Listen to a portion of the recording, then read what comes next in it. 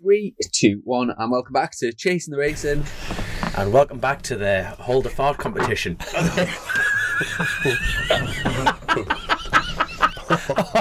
Oh my god. That's That's a good that. Go off, you fucking rotten bastard. I've sort of wafted over with the Alan Carter book. Cheers, Alan.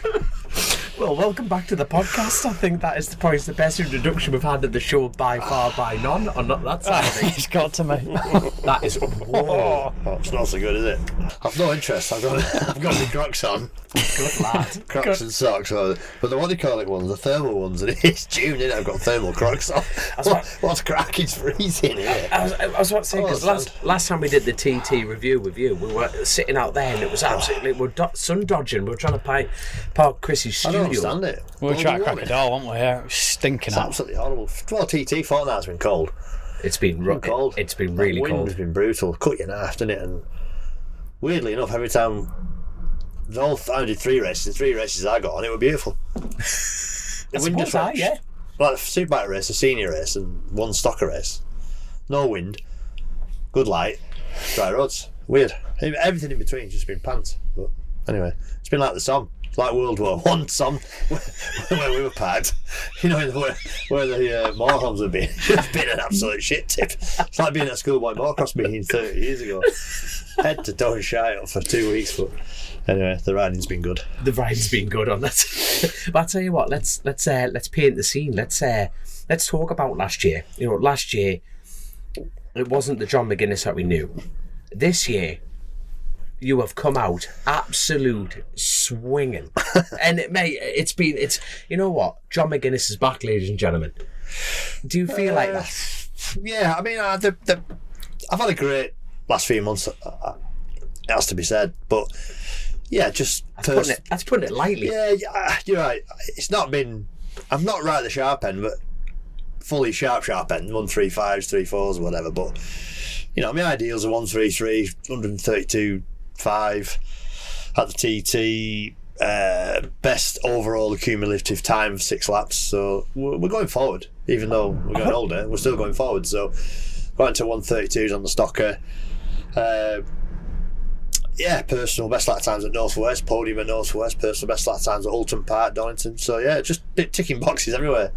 New bike, new me, and maybe like last year I lost a bit of belief in myself, maybe. Like you touched base a little bit on last year, but this year I just thought, God, you know, I can breathe. I've got the experience. I've got 2 arms, 2 legs, I'm fairly fittish. But this year I put a bit more work in, to be honest. I think I put a little bit more leg in. Not so much on the training side, just on the... I'm not laughing, Akroyd, you prick.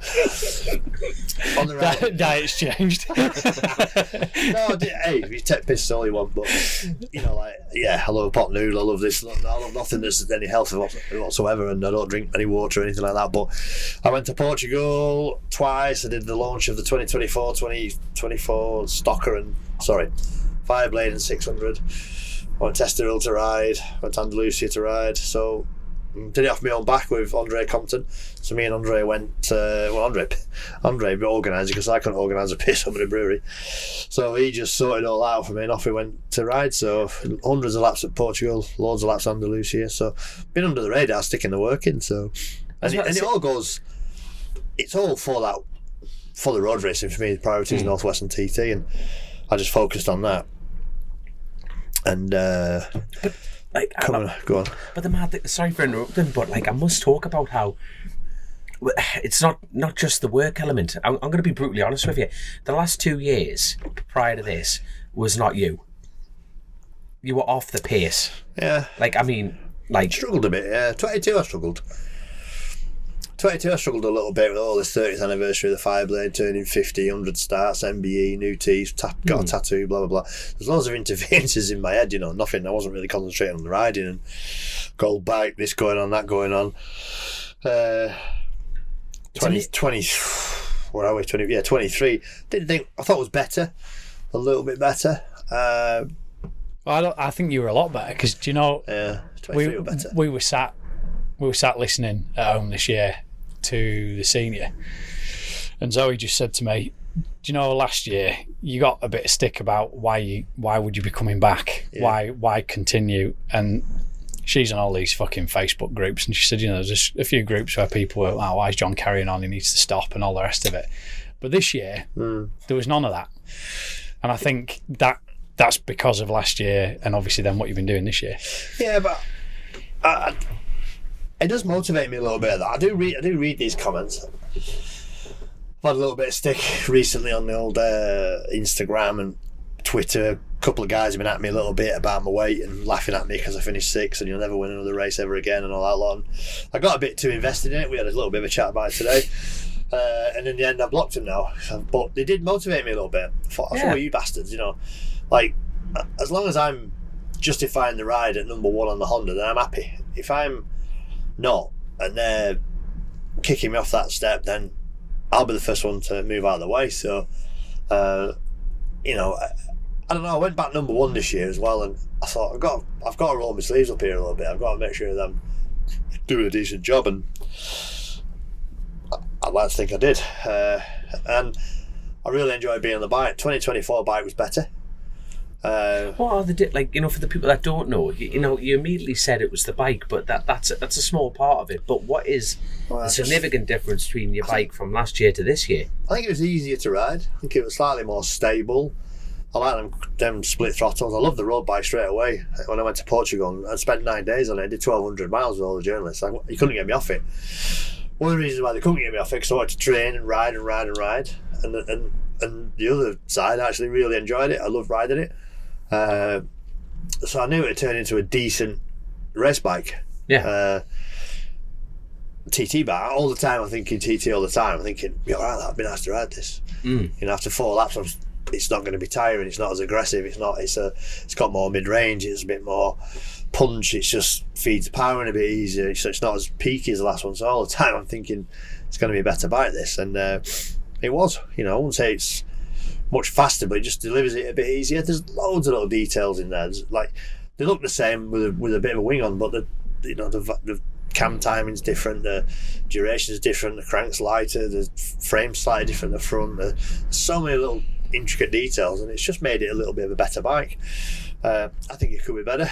The BMW is doing 206. We were nowhere near 206 mile an hour. Is that? We were. Oh, sorry, that's superbike terms for Josh Brooks on. Yeah. The BMs are consistent in the tours. What was the fastest Honda? What were they doing? Oh, Dunlop would have been, but Dunlop, I think. Yeah, maybe scraped top into speed 200s. though. Yeah, he got 200 with a draft or whatever. I don't know, but they were just punching their way down that Sulby straight at over 200 mile an hour all the time, and it's not 200 mile down the Sulby, is it? It's 200 mile an hour to Crosby, it's 200 mile an hour to Griever, it's 200 mile an hour down the mountain, up the mountain, everywhere. So it's not taking anything away from any of the guys on the BMWs, but sometimes it's a little bit of free time. But I didn't want to get too invested in that. For me, I just wanted to do a good job. Yeah. The pressure's slightly on Dean. He's the number 1 guy in the team now, so he's got to deliver, and I think he did. He got 4. He was out of his 6 starts, he had 4 podiums. So, did you feel any pressure this year? Me? Or different pressure? Not pressure. Only pressure I put on myself because I wanted to do okay. There's no way you can't put yourself under any pressure. You sat there with the factory Honda at number 1. Yeah. I don't care who you are. For me, 10 years ago, if I hadn't won the race, I'd be sulking. But now I can ride the bike and hold my head up high and go, do you know what, I enjoyed that. Had you given yourself, before you went there, where you needed to be, or where you wanted to be? Top 6. Yeah. I wanted to be top 6 and battling with the best.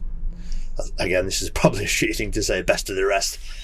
But we're not the best of the rest. We're just slightly slower than the guys. There's like maybe 4 at the top. You call them what you want, aliens, the best guys. I needed a bit of luck to stand on the podium. I would have loved to stand on the podium, but I wasn't. It wasn't to be. But I was, dicing with Jamie Coward, James Hillier, keeping all them guys honest, and Josh Brooks and things like that. And I beat, James Hillier beat me by 2 seconds in the Superbike race, and I beat Jamie Coward by 0.2. Which is nuts, over 226 miles. So I was right where I wanted to be. If I needed a couple of them to break down and get on the podium, which would have been the icing on the cake, but I was never going to beat them top guys because I can't. It's impossible for me to do that now. Here's a question for both of you.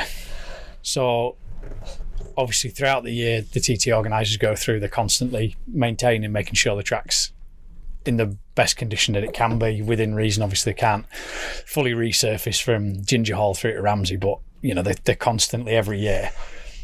Do you think the track, have they done a lot of work this year that meant nothing? No?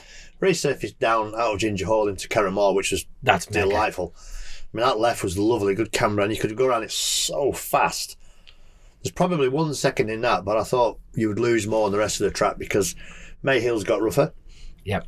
Unbelievably bumpy into there and around there now. Coming out of Glenvine's bumpy as well.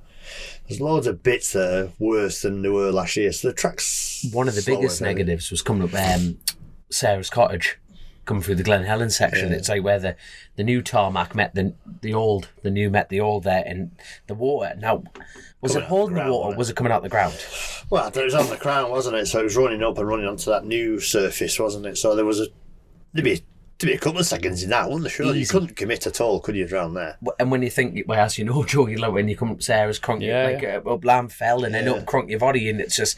I thought the white lines were a bit slippy as well. Even Sarah's going across the white lines, you always felt like on the mountain veranda and stuff like that. Maybe because it was cold and it never really rubbered in, but that was like. But what impressed me this year is how quickly the times went up. When you think about your first night of practice they were sort of steady away, and then second night they were. But the wind as well. It's just like, but then, why does that happen? Is that through necessity? If you know what I mean. Speed? But no, it is. When you think last year, it was such a gradual build up. Now, was that through, do I dare say, heat exhaustion? Or too many laps on a bike on? Because when you think... I thought last year they come out of the traps quite quick early on. I thought it was 1:30 on first night. I might be wrong. But I think it was 1:30 first last night. year. But I mean, like, as far as the Rockstar's concerned, but what I found, like, this year, it's like, I'm using your terminology, but, the best of the rest, it's that side of things. Everyone just seemed to have gone straight high up numbers, and you're thinking... Do you think that's because the shit weather's making you think, you've got a lot of time to think about it, haven't you? And then when it comes to it, you want to pull the pin and you go. Maybe a bit of panicking earlier on, because when we read the weather, it's Tuesday, Wednesday of practice week, seemed a write-off, but I'm sure we got out on one of the nights, it changed a bit. And there was that road traffic accident, wasn't it? Nothing to do with the weather. That was supposed to be a car and 10 bikes involved. I don't know the details, but that wrote one of the nights off. So I tell you there what, wasn't a lot of practice going on, was it? Well, did you get 3 nights? Well, we got 2 days. So it was the Monday and the Friday. We got a morning, didn't we? We got an afternoon and a night first night, which was all right, but it was still windy and cold now. One evening you got a lap, didn't you? Yeah. Well, first one was untimed, wasn't it? 40 minutes apiece or something, and then we went out. Do you think that's a good idea, in your opinion? What, untimed? Yeah. I don't get it. I don't get why it's timed or not timed. Time it. It doesn't really matter, does it? Have it as a qualifying lap, it doesn't really. That's the other side of it, because I like it. They've probably done it to take the pressure off, to just say, nobody gives a shit about times tonight, lads. It's your first night out. Just go and remember where you're going. Then it was timed in the afternoon, or the night time. The afternoon was non-timed. Yeah. But, like, if you brought down on your twin or something the rest of the week, and that's not classed as a qualifying lap, it don't really make sense, does it? Yeah. You're totally, like, as far as you've completed a lap of the TT course, it was like, there you go. Yeah. But I tell you what, it did, like, with the lack of laps, and obviously race conditions, every day was getting cancelled on that side of things. That's something I found really apparent this year, because, like, I think we had the weather. You almost woke up and you knew when you were going to do the job on that side of things. You're like, the race is going to be at 10:30. You were probably expecting 10-15 minute delay max. So you're like prepped for it. But this year I felt more knackered from doing less. Because your mind's working all day long, your heart's beating all day long, you're nervous all day long, you can't eat, and because you think you're going out at 6:30 when it didn't happen, did it? So it was like, so it did tire you out. It tires you out doing nothing when you're thinking about it all the time, I think. How many times did you both have to get into your leathers to not ride, to get undressed again? No, twice. Because I remember that race, awful feeling, isn't it?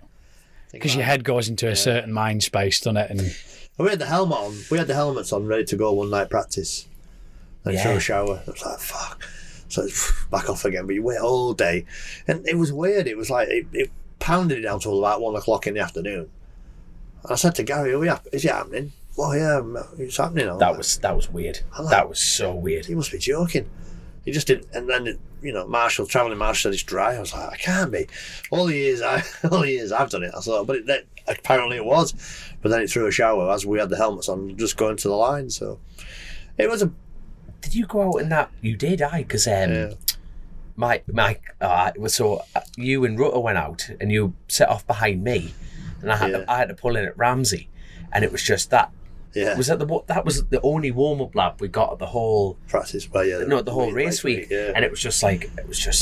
Yeah, it wasn't very nice at all. Nah. It was like it's hard because under all the trees. See, this is the thing. Now, what's interesting is we were talking about the armchair warriors. Everyone who's got an opinion, and it was like, well, back in the day they would have raced. Yeah. That fucks me off. Back in the day, they weren't riding someone that's got 220 horsepower, were they? But if they said the race was in the dam, everybody would go. You know what I mean? You'd probably go, and you go, well, I mean. It's very, very hard. It's very hard to point fingers at volunteers and marshals. And sometimes when you look back on the road, it looks different to when you're looking that way down the road. Yeah. If the sun's on it or whatever, and you might not see a damp patch. But we were ploughing into 11th milestone, it was wet. There were no flags. Now, what do you do? But in the same, this is the thing, because obviously, there's no marshals at that particular point, like you said, from a distance on a range side of things.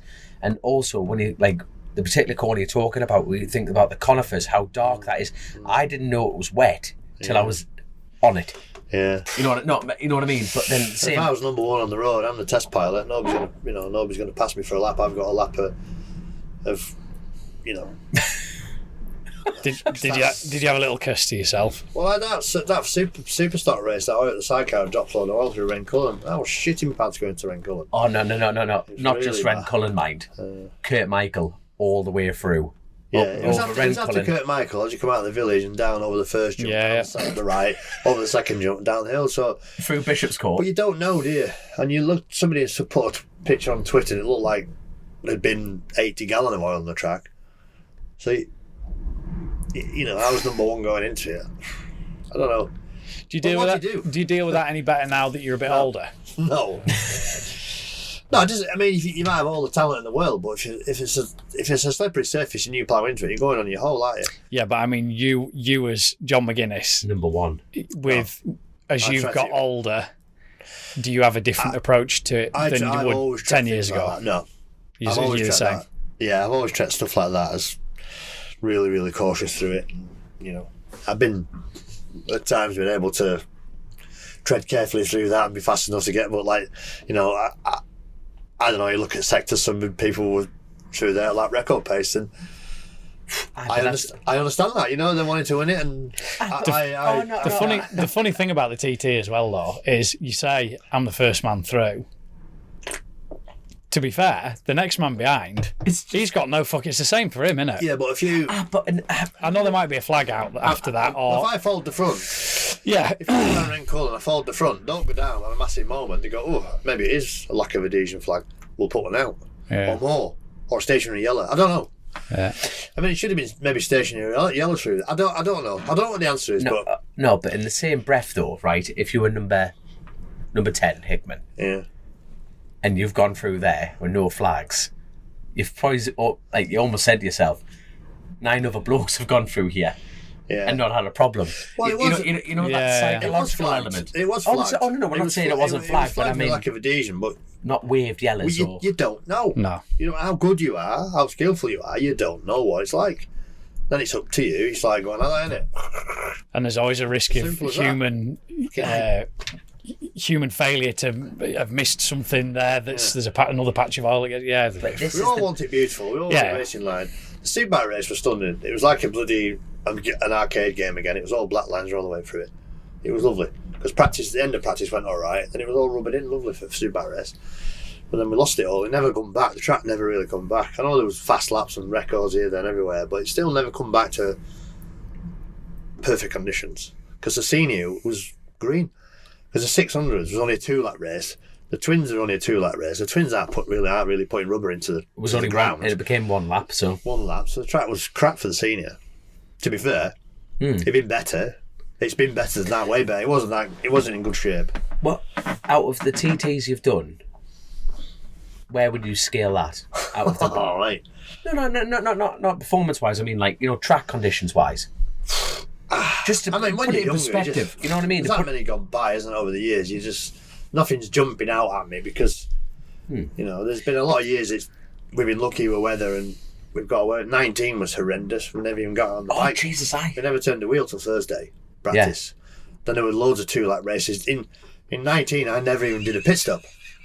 Really? I remember that. No one never got that far to a pit stop.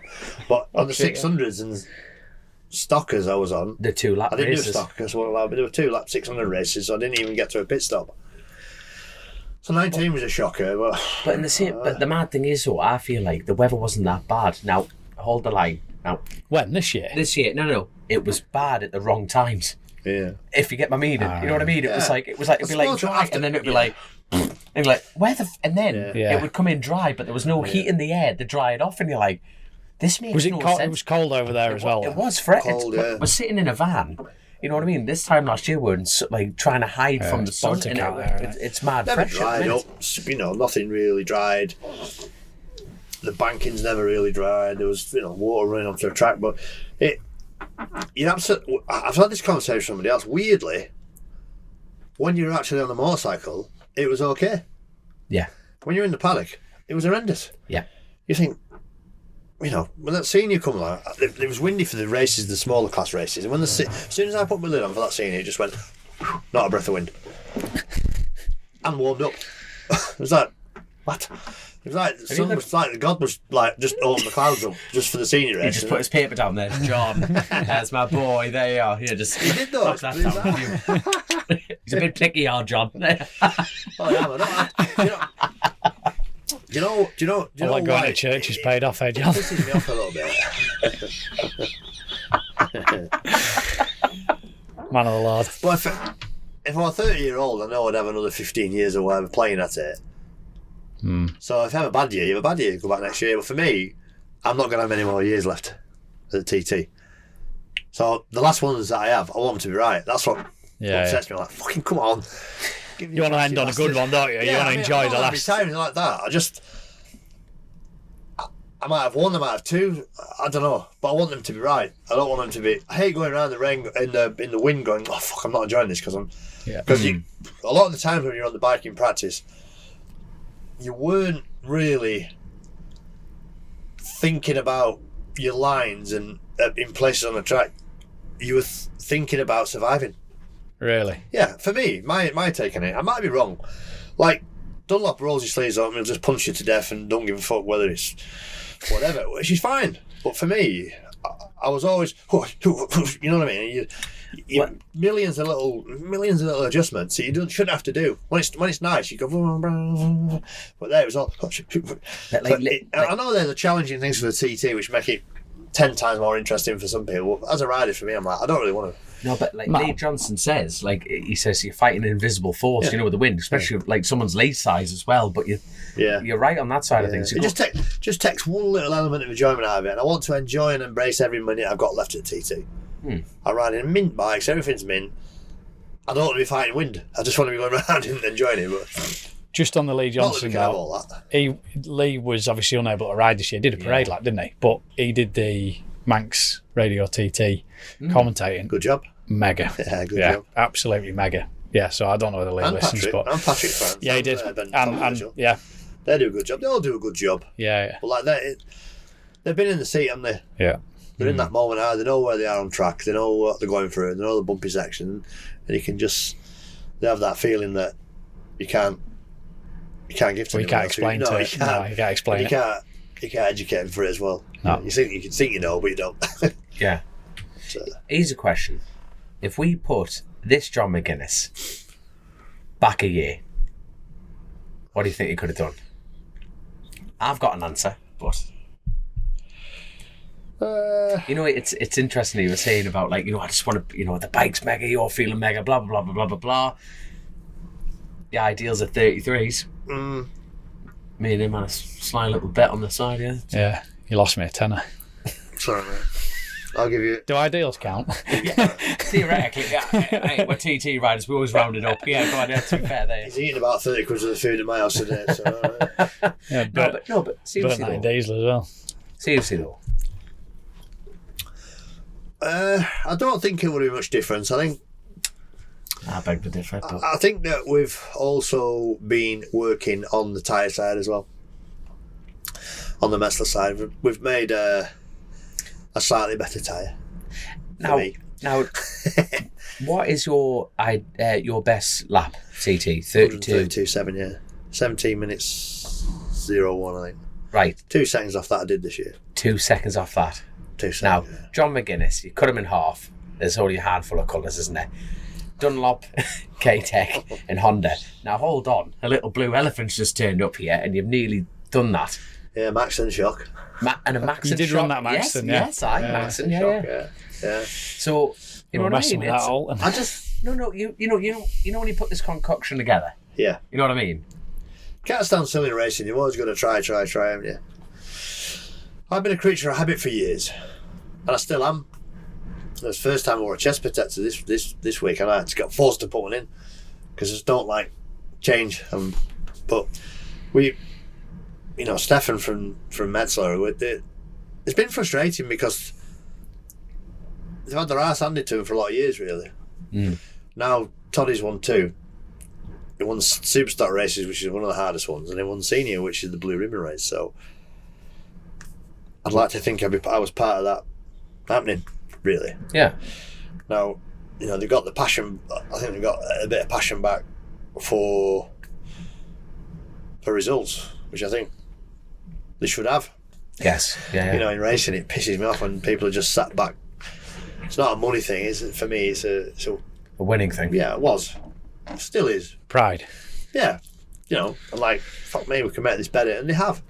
So they made me a better tyre, and I think there was a few seconds of lap in that. Just because I was a bit more confident with it, and I could just put the bike where I wanted it a bit more. I think it could be better still. But, the gap's been narrowed down, so we've gone forward from that. But I tell you, we always talk about, and I think every guest is the same, and we talk about it amongst ourselves, but every situation changes. What's your goal now? Everyone keeps feeding you bullshit. Pack in. Fuck off. We're sitting opposite a different John here. So, talking about better bikes, better tyres. Do you have a goal now? A different goal. What is that goal when you go to the TT now? Podium. Podium would be nice. I'd love to stand on the podium. I just smile, enjoy it. I know we got that old cliche that I enjoyed it and stuff, but I actually do now. I enjoy seeing Toddy win. I've helped Toddy a lot this year. I've helped him out a lot. I love to see Michael winning. It's just brilliant to see. I love to be in them races alongside him.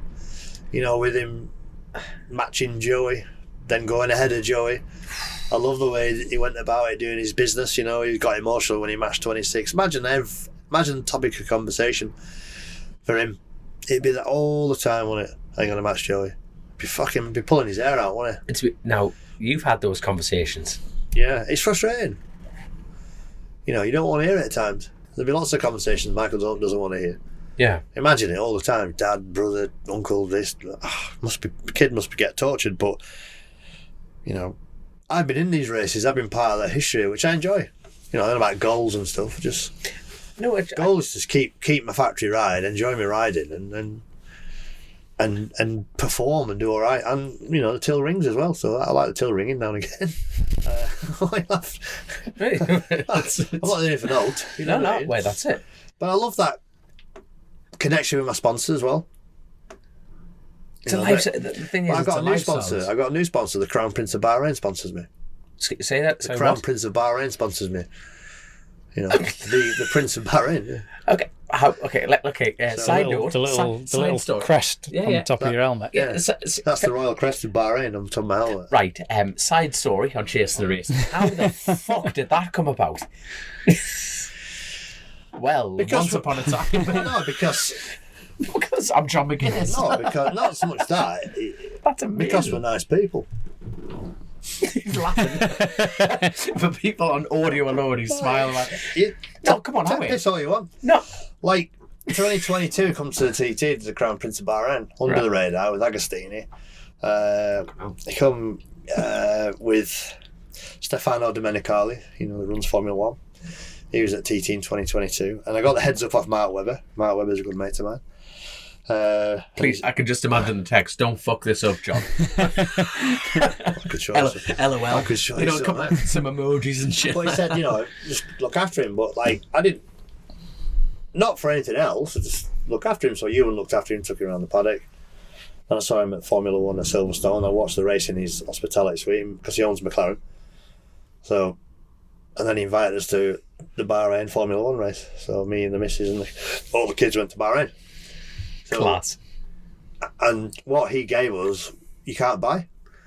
No. There's lots of things I can't tell you about as well. Understandable. Sort of nice things that happened in his palace and things like that. Wild things, which you wouldn't really... this autobiography. This next one's going to be good. And then as a thank you, I put the crest on my helmet. On my... not on that helmet.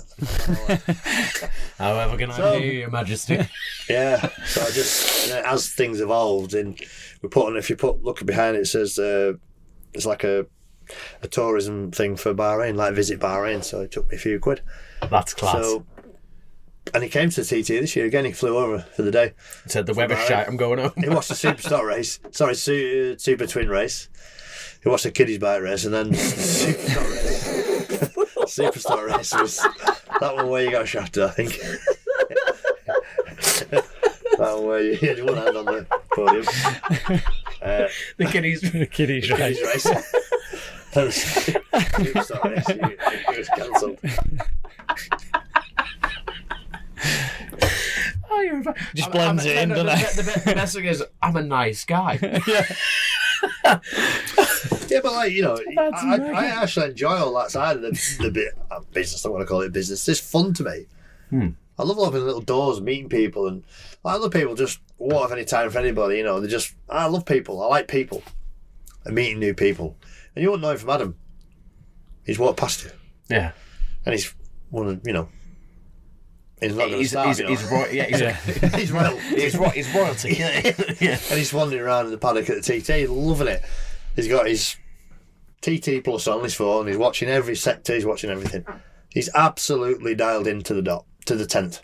That's class. Knows everybody, all the riders. So, goals. It's just little things like that. Really enjoy it. New bike, developing the new bike, new teammate, get to ride, get to test. Love working with Dean. Dean's been ace. I was going to say, tell us about that, because that's a complete big change for him, isn't it? Going from where he's been for so long. Absolutely, spade is a spade. Black and white. No bullshit. Tell you as it is. And I'm saying with him, I would never spin him a yarn, and he won't spin me a yarn. Were you able to help each other? Yes, overlaying some data, looking at what I'm doing. I'm learning off him, really. But we both got the same comments about the bike, which is nice. We've got some similar sort of problems with the Honda, some of the little issues it's got, and we're both trying to get that fixed. And you're better off being on the same page. I mean, I can't beat him, but I want to see him win. I was behind part of them coming to Honda, as a deal. So, I want him to. I'd love to see him get it into the other guy. I mean, he's fast anyway. Do you know what I mean? But give him a right good run for the money, so I must ask about in regards to Honda, from yet again outside looking in, because that's all I'm doing. But initially, when that lineup got announced, I'm talking BSB and Rhodes, that was a busy shop. I mean, incredibly busy. And to be blunt, how are things been going? Has it been? I thought they'd bitten off a bit more than they could chew, to be honest. So it's Jack on the 600 to get that. Andrew, Tommy. These are all winners as well. You know what I mean? Well, we started off with a few issues, a few breakdowns, a few little teething problems with the new bike, and couple of tumbles at Navarra, and quick shift of braking on Tommy, and a little bit of frustration in the team. Jack's doing a great job. We're still developing that 600. It's slightly underpowered, I would say, to some of the stuff at the front, but he's rolling his sleeves up. He's boxing away in the corner and doing his best. But now Tommy's found Tommy's a Sunday morning man. Yeah. Tommy Bridewell is a racer. He will not lie down, will he? He loves an elbow looking handlebar tussle, and started off bad, but then he's regularly on the podium. He's right in the hunt for the championship, isn't he? So it started off rocky. Yeah, not gonna lie. Did that make you nervous?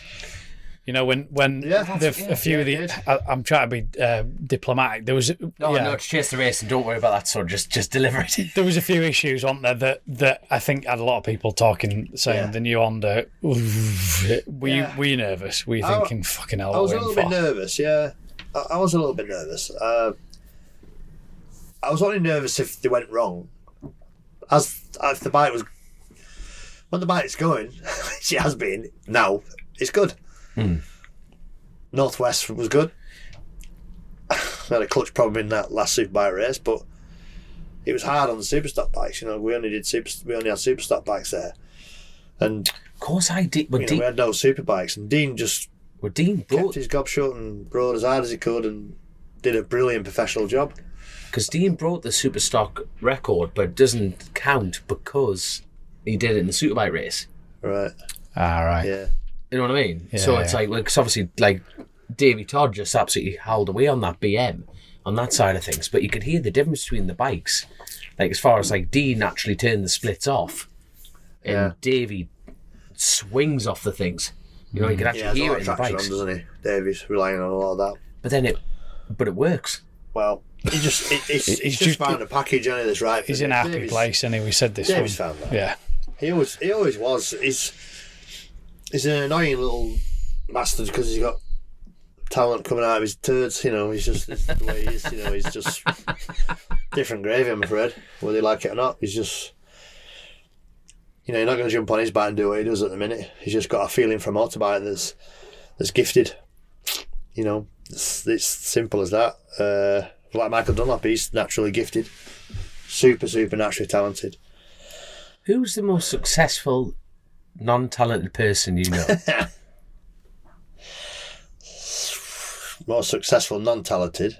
No, you know what I mean? Unnatural. The one that's had to work it the hardest. Probably Uchi. Shut up, man. Really? Maybe. I don't think Uchi's as naturally talented as...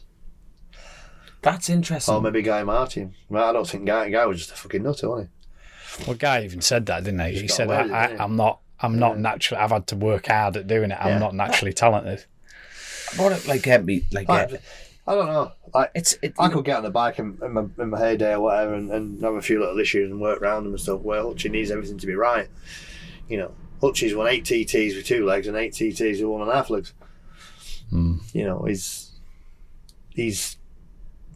He works hard at it, under the radar. He did when he was at the top of his game. He was figured it out in different ways. Maybe a lot of respect for Ian that way. Was there anyone there this year that surprised you? Josh Brooks, maybe in the senior. Jumped out my skin when he passed me. I didn't expect him to pass me. I thought I might be old. It's 207 mile an hour. It's going to make you I had jump, a bad pit stop. I lost 18 seconds in the pitch. There's an issue with the back wheel, and I lost a load of time. So probably, the pace he was going, he probably would have caught me, but I didn't expect him to catch me and fuck me when he passed me down the Sulby Straight and nearly sucked the stickers off side of me. But he would have been coming off Upland Fell harder than he was going faster than me. I'm not saying. I'm just shocked. It was really fast in practice, wasn't he? And then he did 132 odd in practice or something. Then in first race, he might have had a problem. He must have had a problem. Because in the stock race, he did a 31, but he was quite low down in the pecking order. Yeah, I beat him in that, I think. But then the senior, but he's a total. I beat him in the stock race. There was one race he had an issue in the pits. That must have been that he race. Had an issue in the pits. I think maybe I can go and win a Superbike BSB race, and next week be not struggling for a top 10. Yeah, I can never. Lovely bloke, lovely wife, extremely talented. 41, is he? So is he a bit older? He's somewhat. Won't be far off that, will he? So, but for him to go from there to what he did to finish second in the senior, I was like, Our signage is dropping off, sorry. Fixed. Figured it out there, yeah. Sorry, by the way, before I interrupt, thank you to OMG, Bennetts, JCT Truck and Trailer, because we just jumped straight in with a fart. I thought we were going to do them all at the end. Yeah, we're going to do it again, but I'm just going to put an interlude in that side of it. Woodcote Events. For sponsoring the episode, so there we go. So let's go straight back at it. But we were talking about since 2008. Yeah, you're going to have to talk about he came straight to work. Well, you got straight off the TT and went down to Brands Hatch for... Yeah, 3 o'clock in the morning, I got to bed. We're going to talk about that in a second, but I tell you what, while we've got the flow of things, I must go back very slightly. Hutchie, did he expect more? This year's TT? Yeah. I would probably think in his own head he would have expected a bit more, but I like the way his perseverance. Oh. He just seeded at number 4, he didn't care, he just loaded his bike, slotted into 3rd or 4th on the start line every practice night and just went and rode round and he got past. And the frustration would be tough at times, but he's just not confident. He just wants to build his confidence back. It's a building year, isn't it? It's a building year, and he could have. Clive was happy with that. Clive was happy to see him ride again. I was happy to see him ride again. Yeah, I think that goes without saying. I think everyone was happy to see him back. You sat on the mountainside on your bicycle having a stroke, nearly dying, and you're riding your bike a year later. Then you can only commend the fella. I mean, I got me and Hutchie go back a long way. We don't seem to have the same not friendship. We just don't speak as much as we used to do, and I don't understand why.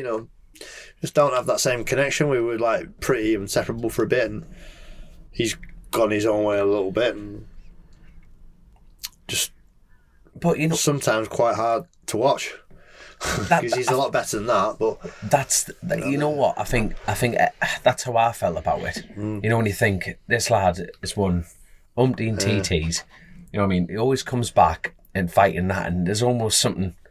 Did you speak to him afterwards? Spoke to him a bit. Was he disheartened, or was he still realistic about it all? No, I'm just gonna ride. It's a building year. Yeah, but when he got his results and no. Because Clive's fairly horizontal with stuff like that, and he's very pragmatic about it. And Clive will pull a positive out of everything. Yeah. Whatever happened, there's 8th, 11th, whatever. He'll back up to you all the ways. He's shook his hand and built him the best bike he possibly could, and whether there's other issues there, I don't know. I just tried to. I didn't go and see Clive as much as I normally do because it's going wrong. Not going wrong. It's just something was not clicking on all cylinders. So something like that's. I'm sorry, but that has got to be that. I say there's no other way to put it. I think that's got to be the worst year in history for yet again. My opinion, shoot me down all you want, but you're thinking this is the Padgett family. Yeah, you know what I mean. And you're thinking, no one's immortal, and you're thinking, I'm just hoping it comes back with a resurgence because, Connor left. Yeah, well, I was going to say I think we have to mention the Connor thing because it's a bit of a sort of a TT roundup, and it's. And you tall lads sit together, don't you? So do you know what? We said it earlier on, and we fair play to Connor for making a decision. Get it out. Beautiful. Nice. Have you come back with a bit of COVID or something like that? I think everyone's coming round with a bit of cough and sniff. Start inspecting it. Do you not inspect it? No. I inspect it. I don't know why you. No. Sounds like a Matty Ferguson firing up there. I've been Connor's teammate for a lot of years. I've rode with Connor in World Endurance. I've rode with Connor together in the factory Honda team. He's delivered some fantastic results. Podiums everywhere. Podium Ulsters. Podium Northwest. In the wet, dry, damp at Northwest, the kids got a lot of feel for a motorbike, and I just found it hard to watch. Yeah, that's what I mean. I just found it really, really difficult to see. It's always his birthday when the TT's on, so he had a barbecue down, and he was in good spirit, and sort of before it all started, and for whatever reason, I don't know, it's not happened. And Clive, I spoke to Clive on the start line for the 600s because I wasn't in it, and I said, I'm so sorry, it's all and I hope you're all right. So I'm sound, which in Clive's way, he said, I give Connor a cuddle and wished him all the luck. So, it wasn't any aggro between them. If he's not enjoying it and doesn't want to be there, that's fine. Just shake hands and walk away. That's the best thing to do, especially at TT. Takes a lot though, doesn't it? Takes a lot of balls. You think it's going to turn around, but if you're in a dark hole, for whatever reason you're in that dark hole, you ain't going to fix it. It's a funny place because I remember having a conversation with Sean Anderson about when I decided I wasn't going to go back, and he said, I think for him, he said there's definitely people that are on that grid that don't really want to be there but don't know how to walk away. It's like being in an abusive relationship almost. You want to say enough's enough, I'm just fucking terrified, I don't want to do this anymore, but you don't know how to not do it. I wonder who they are. I wonder which riders they are. But I think you're right. Yeah, I think you're right. It's Hollywood, it's TT, it's a bit of TV, you're a legend for 2 weeks. Yeah. Everybody wants to give you a reach round, think you're a god, all that lot. But the actual... And that's why there are lads on there, the grid, that don't want to be there, but they don't, right, So for me, massive hats off to Connor to be able to say, do you know what, this isn't right, I'm not happy, my head's not in the right space. But to be blunt, where would you put Connor next year? Bike or position-wise? No, bike. I'm sorry, but this is Connor Cummins, 133 on a stocker. You know what I mean? I'm like, if you... It could be good to see Taz put 2 bikes out. It wouldn't be the first time they've run 2 bikes. But a lot of teams aren't putting out double bikes. No, they're not. Then you think in the same breath, it's a bit like, well, you reckon? That's where he needs to go. Yeah. What the... WTF, Yeah, I mean, you've got... Well recovered, by the way. Well done. Nice. I like that. Well done, lads. All about the sponsors. We'll have OMG on his helmet next year. He's going to put a crown on his head in a second there. I'll be putting a bigger crown on my head than Matt. He paid me.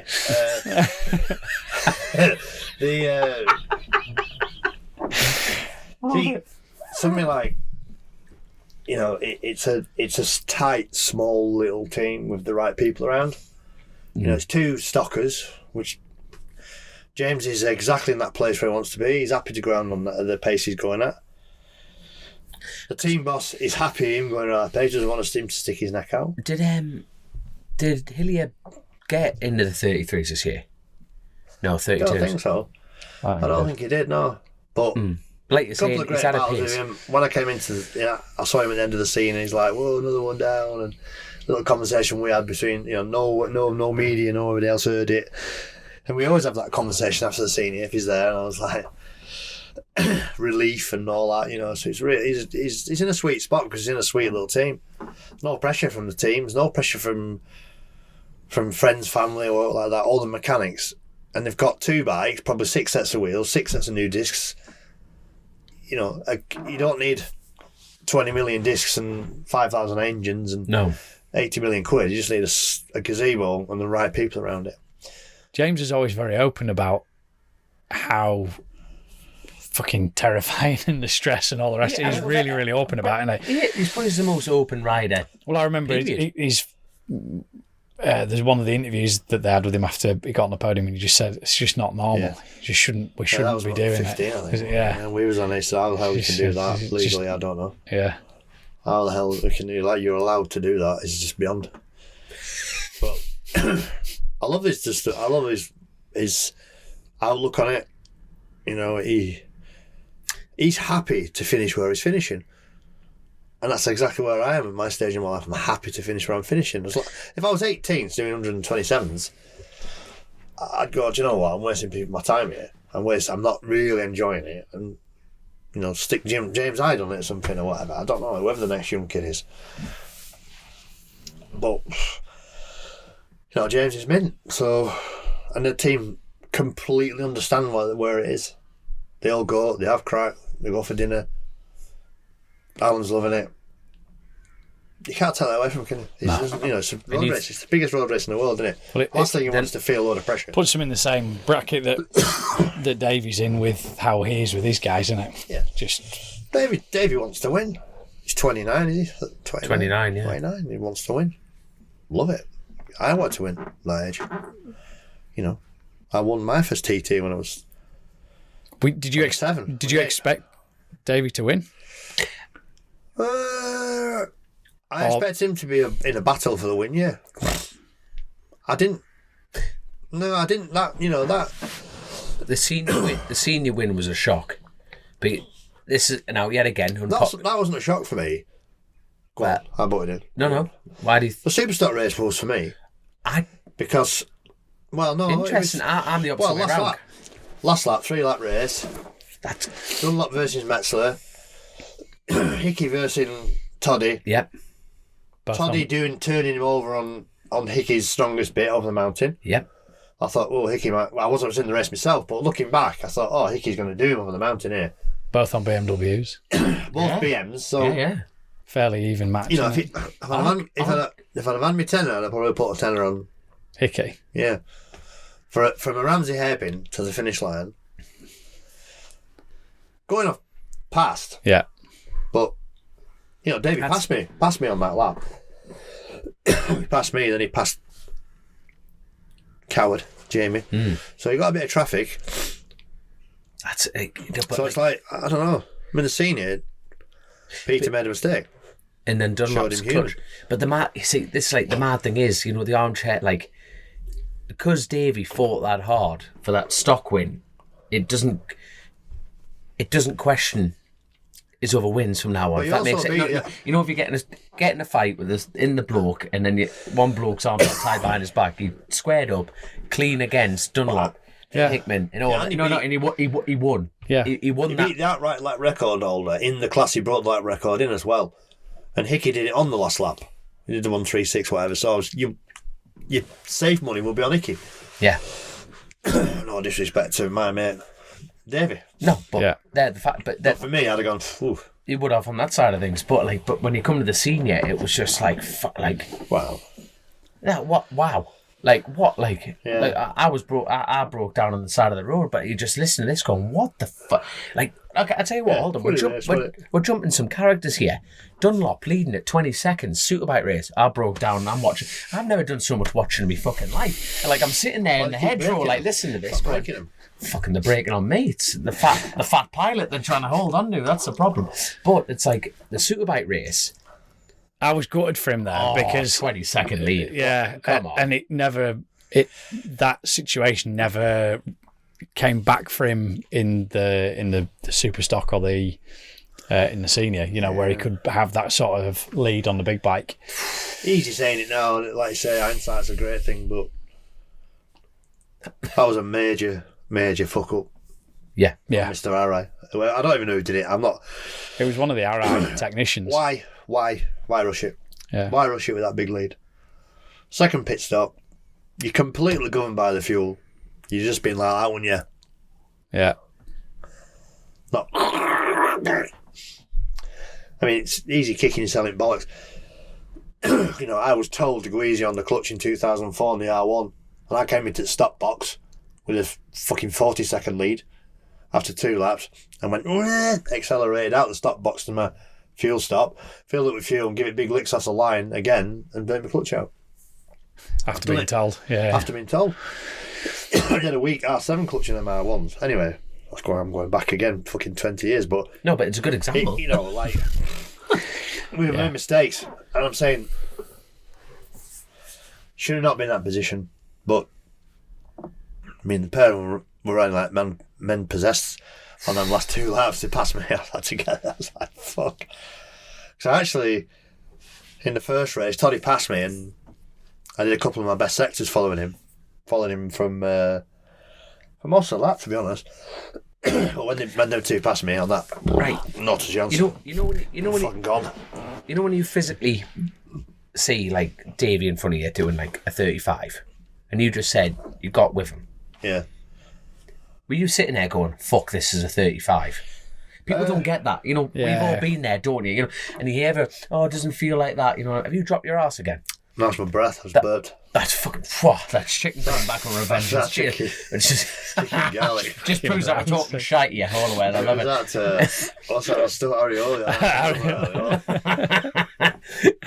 but like he had some Hilliers chili sauce today as well in a pot noodle. He nearly ruined his life. I Unreal. thought you two were like trying to grab.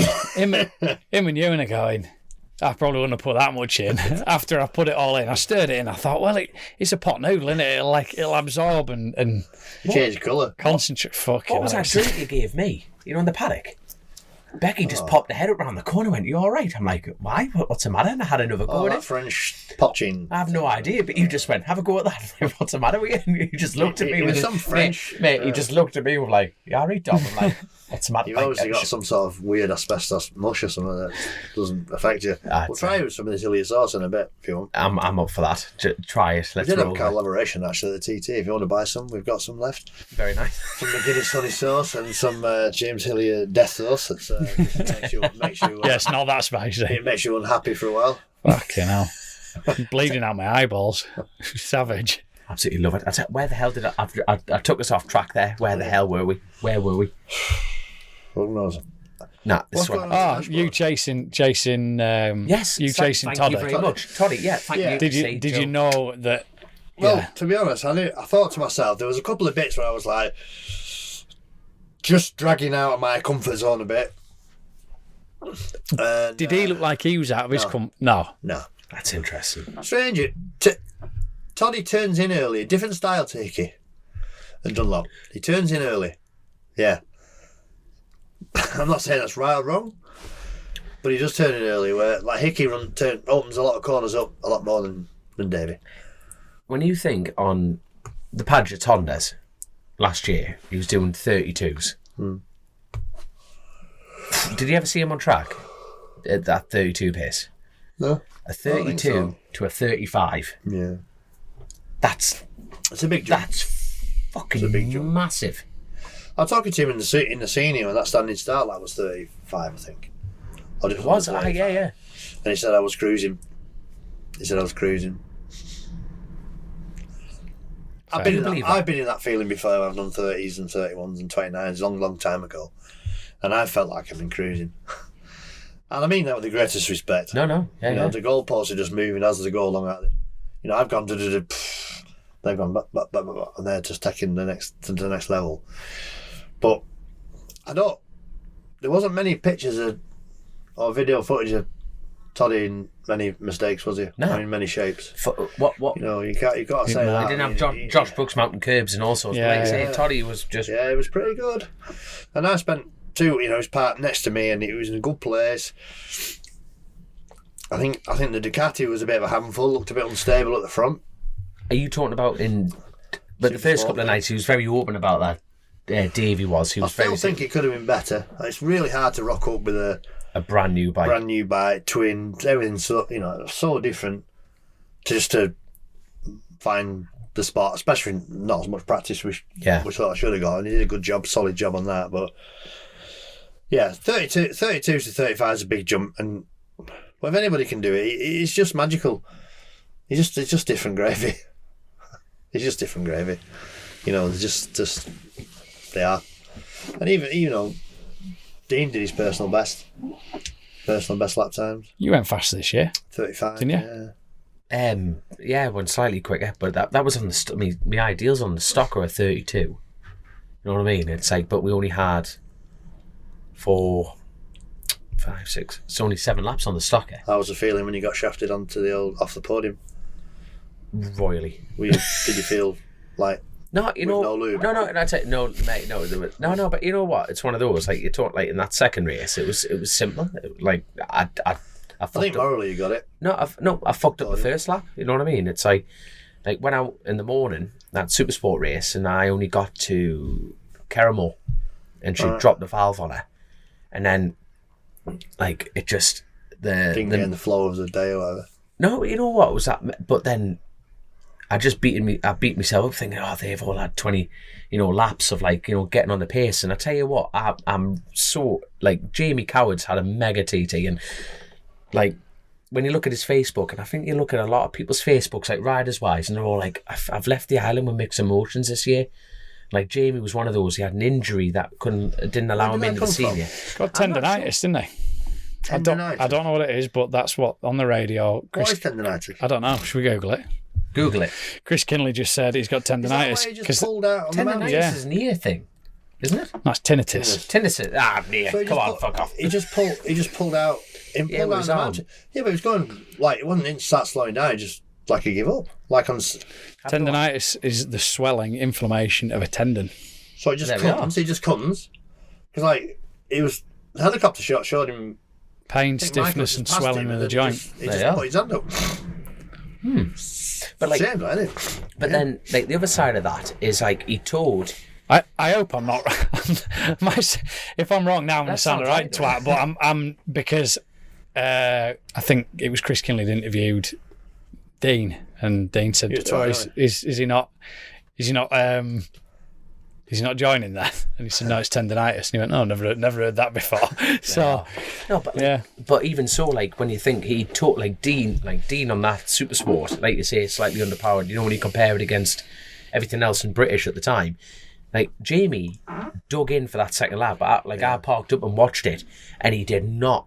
No, I went past him a couple of times, didn't he? He did not. That's what I mean. You're thinking, fucking go on, Jamie, and he banged out at 28. Yeah. And you're thinking, go on, son. And then you're thinking, He's quite underrated, isn't he? I would say he goes under the radar, doesn't he? but then turns up and does that. yeah, but in the same breath, like KTS have pumped, the last couple of years he's done British, he's done He's the done a Spanish bit, I testing. suppose. But this is the thing, it always pisses me off, this natural talent thing, because I don't have it. And it does. It pisses me off because I don't have it, and I refuse to. Like Jeremy McWilliams is one of my heroes in racing because he was always very open, and like. I don't think he was very naturally talented. No, not at all. But it's Fucking nutter. But Roy Armstrong, one of my mates, he said, "Look, Dominic, keep an eye, like look into his history," and he really wasn't, but he could dig in and get it. But then you look at what Toddy's done. You look at Dean Harrison. Like these are like naturally lads, but they've had the investment behind them, and I think Jamie, deservingly so. He's put the investment in and he's married it up with his work ethic. Yeah. But like going back to it, it's like he dug in and he's doing like 128 mile an hour laps on a 600. He's left with that high. But then you look down the rest of the grid, going into that Super Sport race, everyone was absolutely on a song and a charm. And I've definitely learned from the experience because I immediately sat there looking at lap times and I was defeated before I got going. I'm like, fuck, they are up to rhythm. Why do you think that fucked you then when you went in the twin race? Your head was already dropped down. 100% my fault. Like Graham Hanna's Super Twin there is a fucking weapon. Mate, the best bike I've always wanted to race one, and thanks to the John and like the Bros engineering lot, they put me on that bike and I loved every second of it. But like that first lap, I missed gears and everything like that, and then I got in a rhythm, but then I got held up by Davey Todd, and then I got held up by Josh Brooks, and I'm going fucking.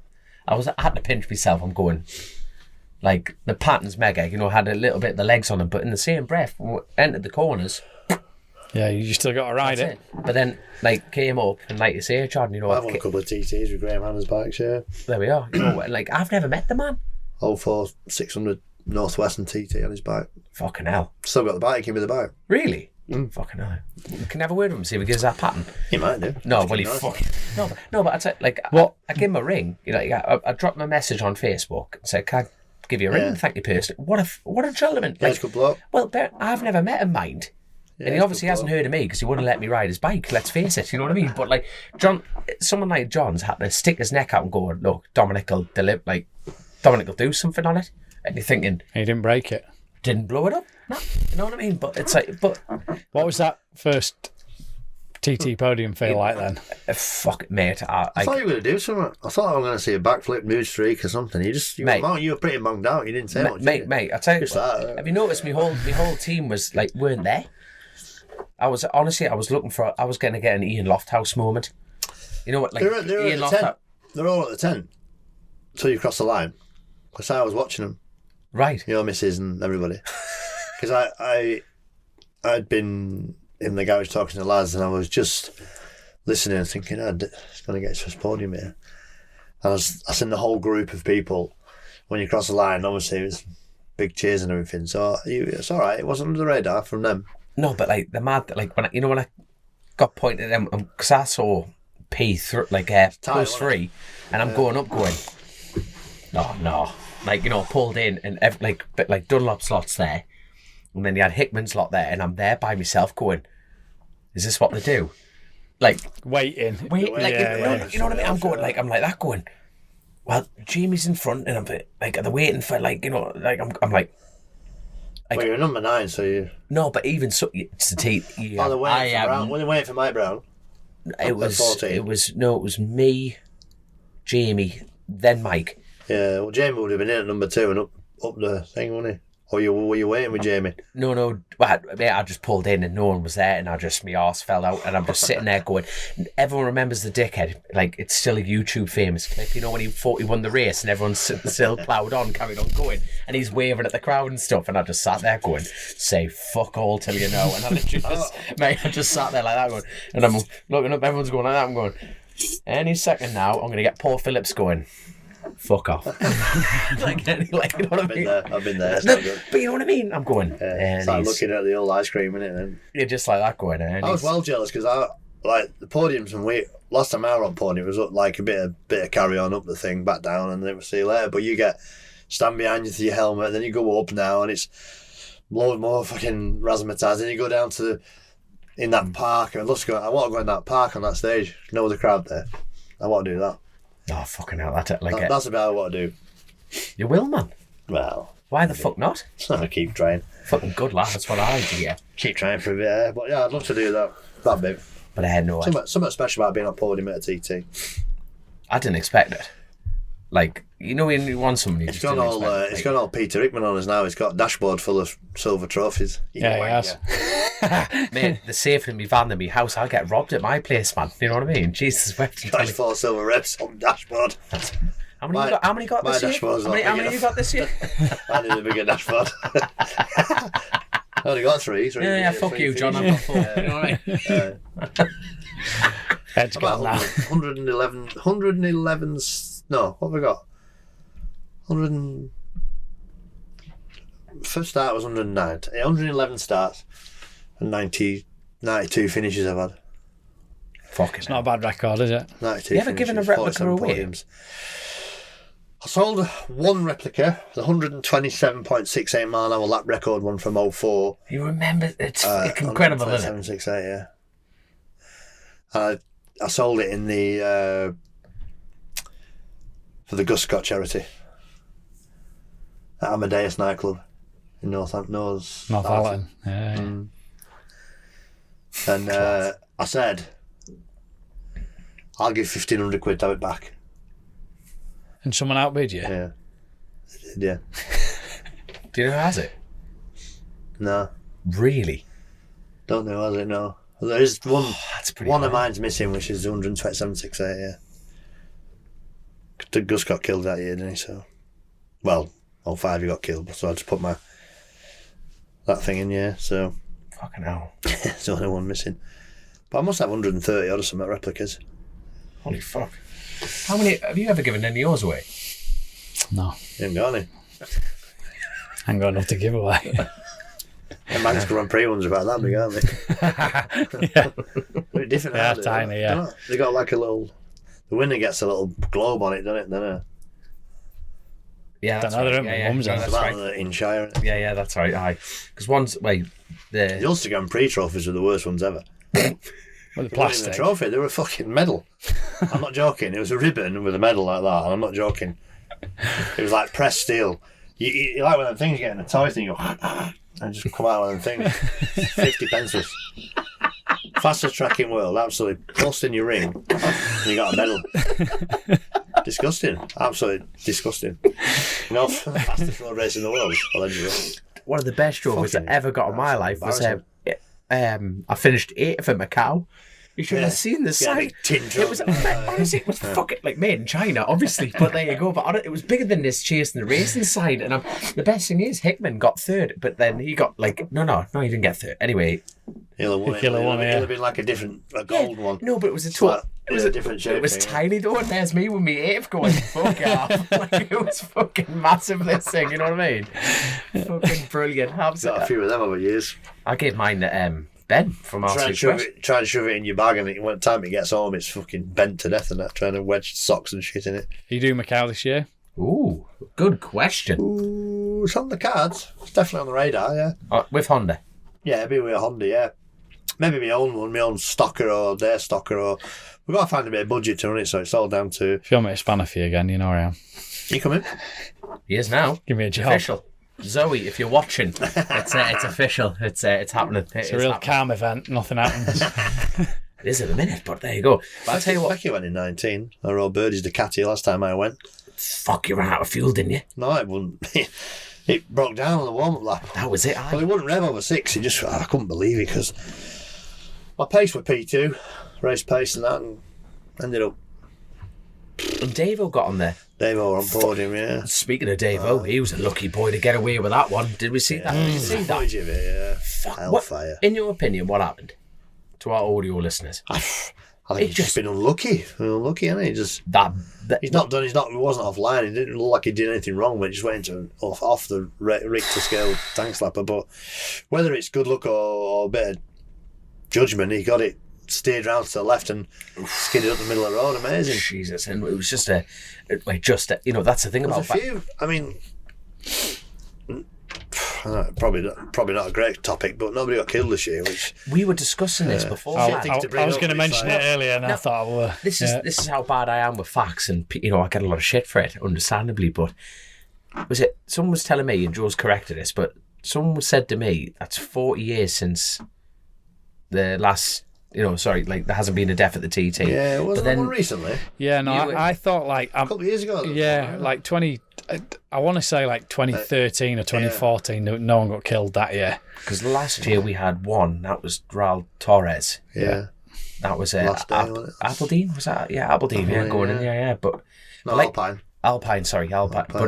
But even, like you say though, like the fact that we've come away with arguably some. You seem to. Worse conditions. The sidecar lads last year as well. Yes, of course. Yeah. You seem to just expect something like that to happen, don't you? I mean, two newcomer sidecars through wall at Bishop's Court, they got away. They didn't. A lot of handlers. So I don't know how bad he is. Hope he's okay. Jack Petrie.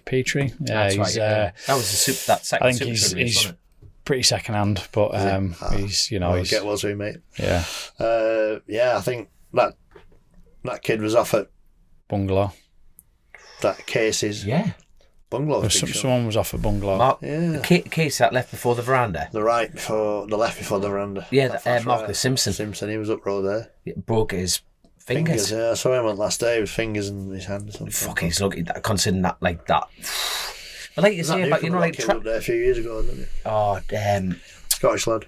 Adam Lyons, yeah.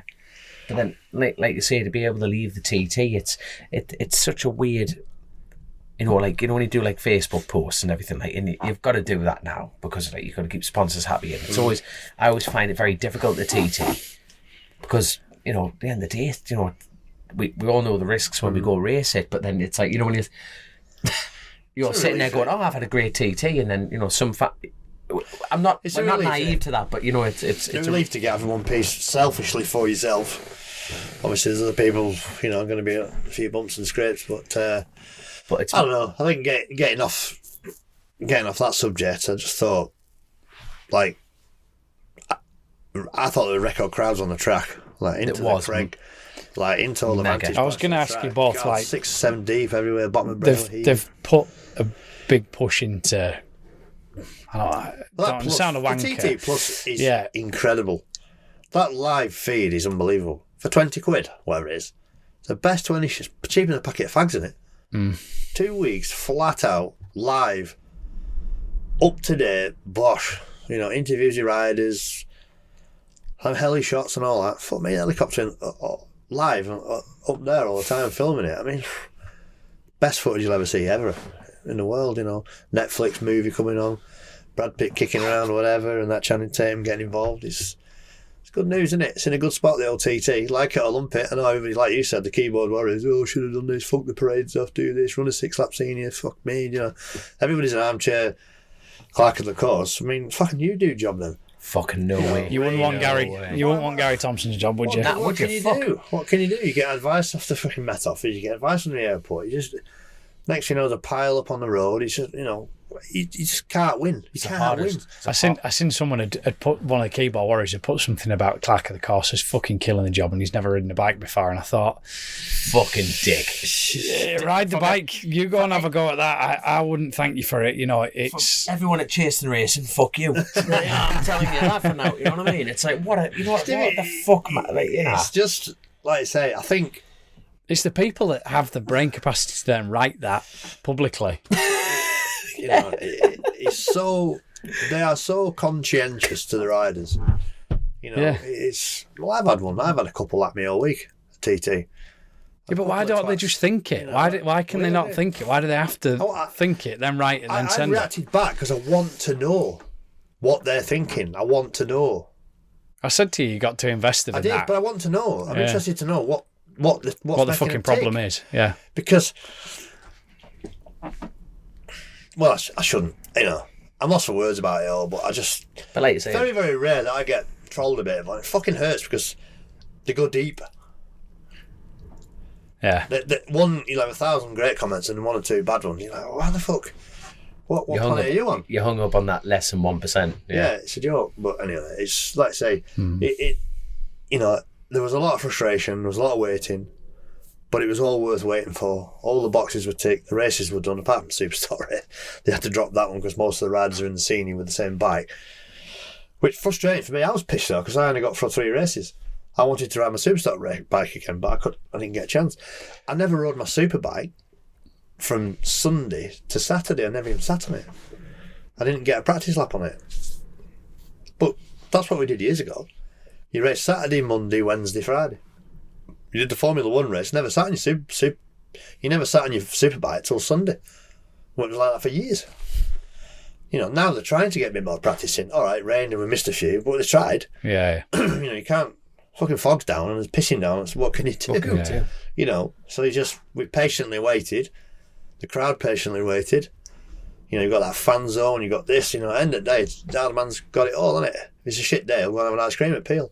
It gets rained off. It's not like you got to stand in a field with your fucking umbrella inside out and holding on to 2 kids or something. There's so much more to the Isle of Man. But, you know, it's been 29 races since somebody else won a race apart from Michael and Peter. 29 straight races they've won. Really? Until Toddy's won one. Best thing ever. Not for them two, but it's the best thing for the event. Yeah. Boom, new blood. That's what we want. Yeah. It needs it, doesn't it? It needs somebody else. Because there's no next generation. They're not coming. They're not. Again, I'm not for kind of words up.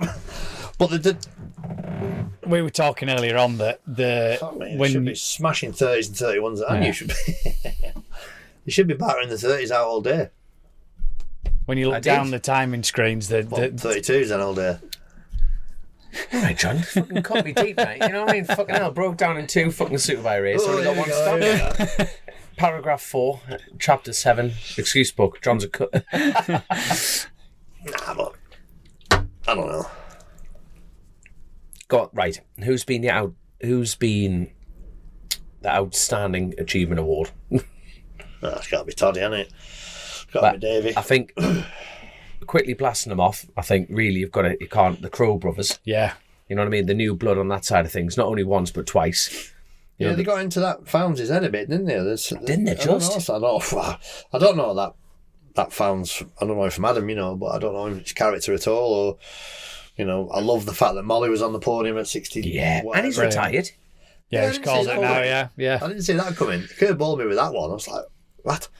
But a lot of people tend to do that, don't they? They get all full of emotions and retire, then winter kicks in and try to have another dude. They've got now to do sidecars. So yeah, I don't know, but yeah, the crows were stunning.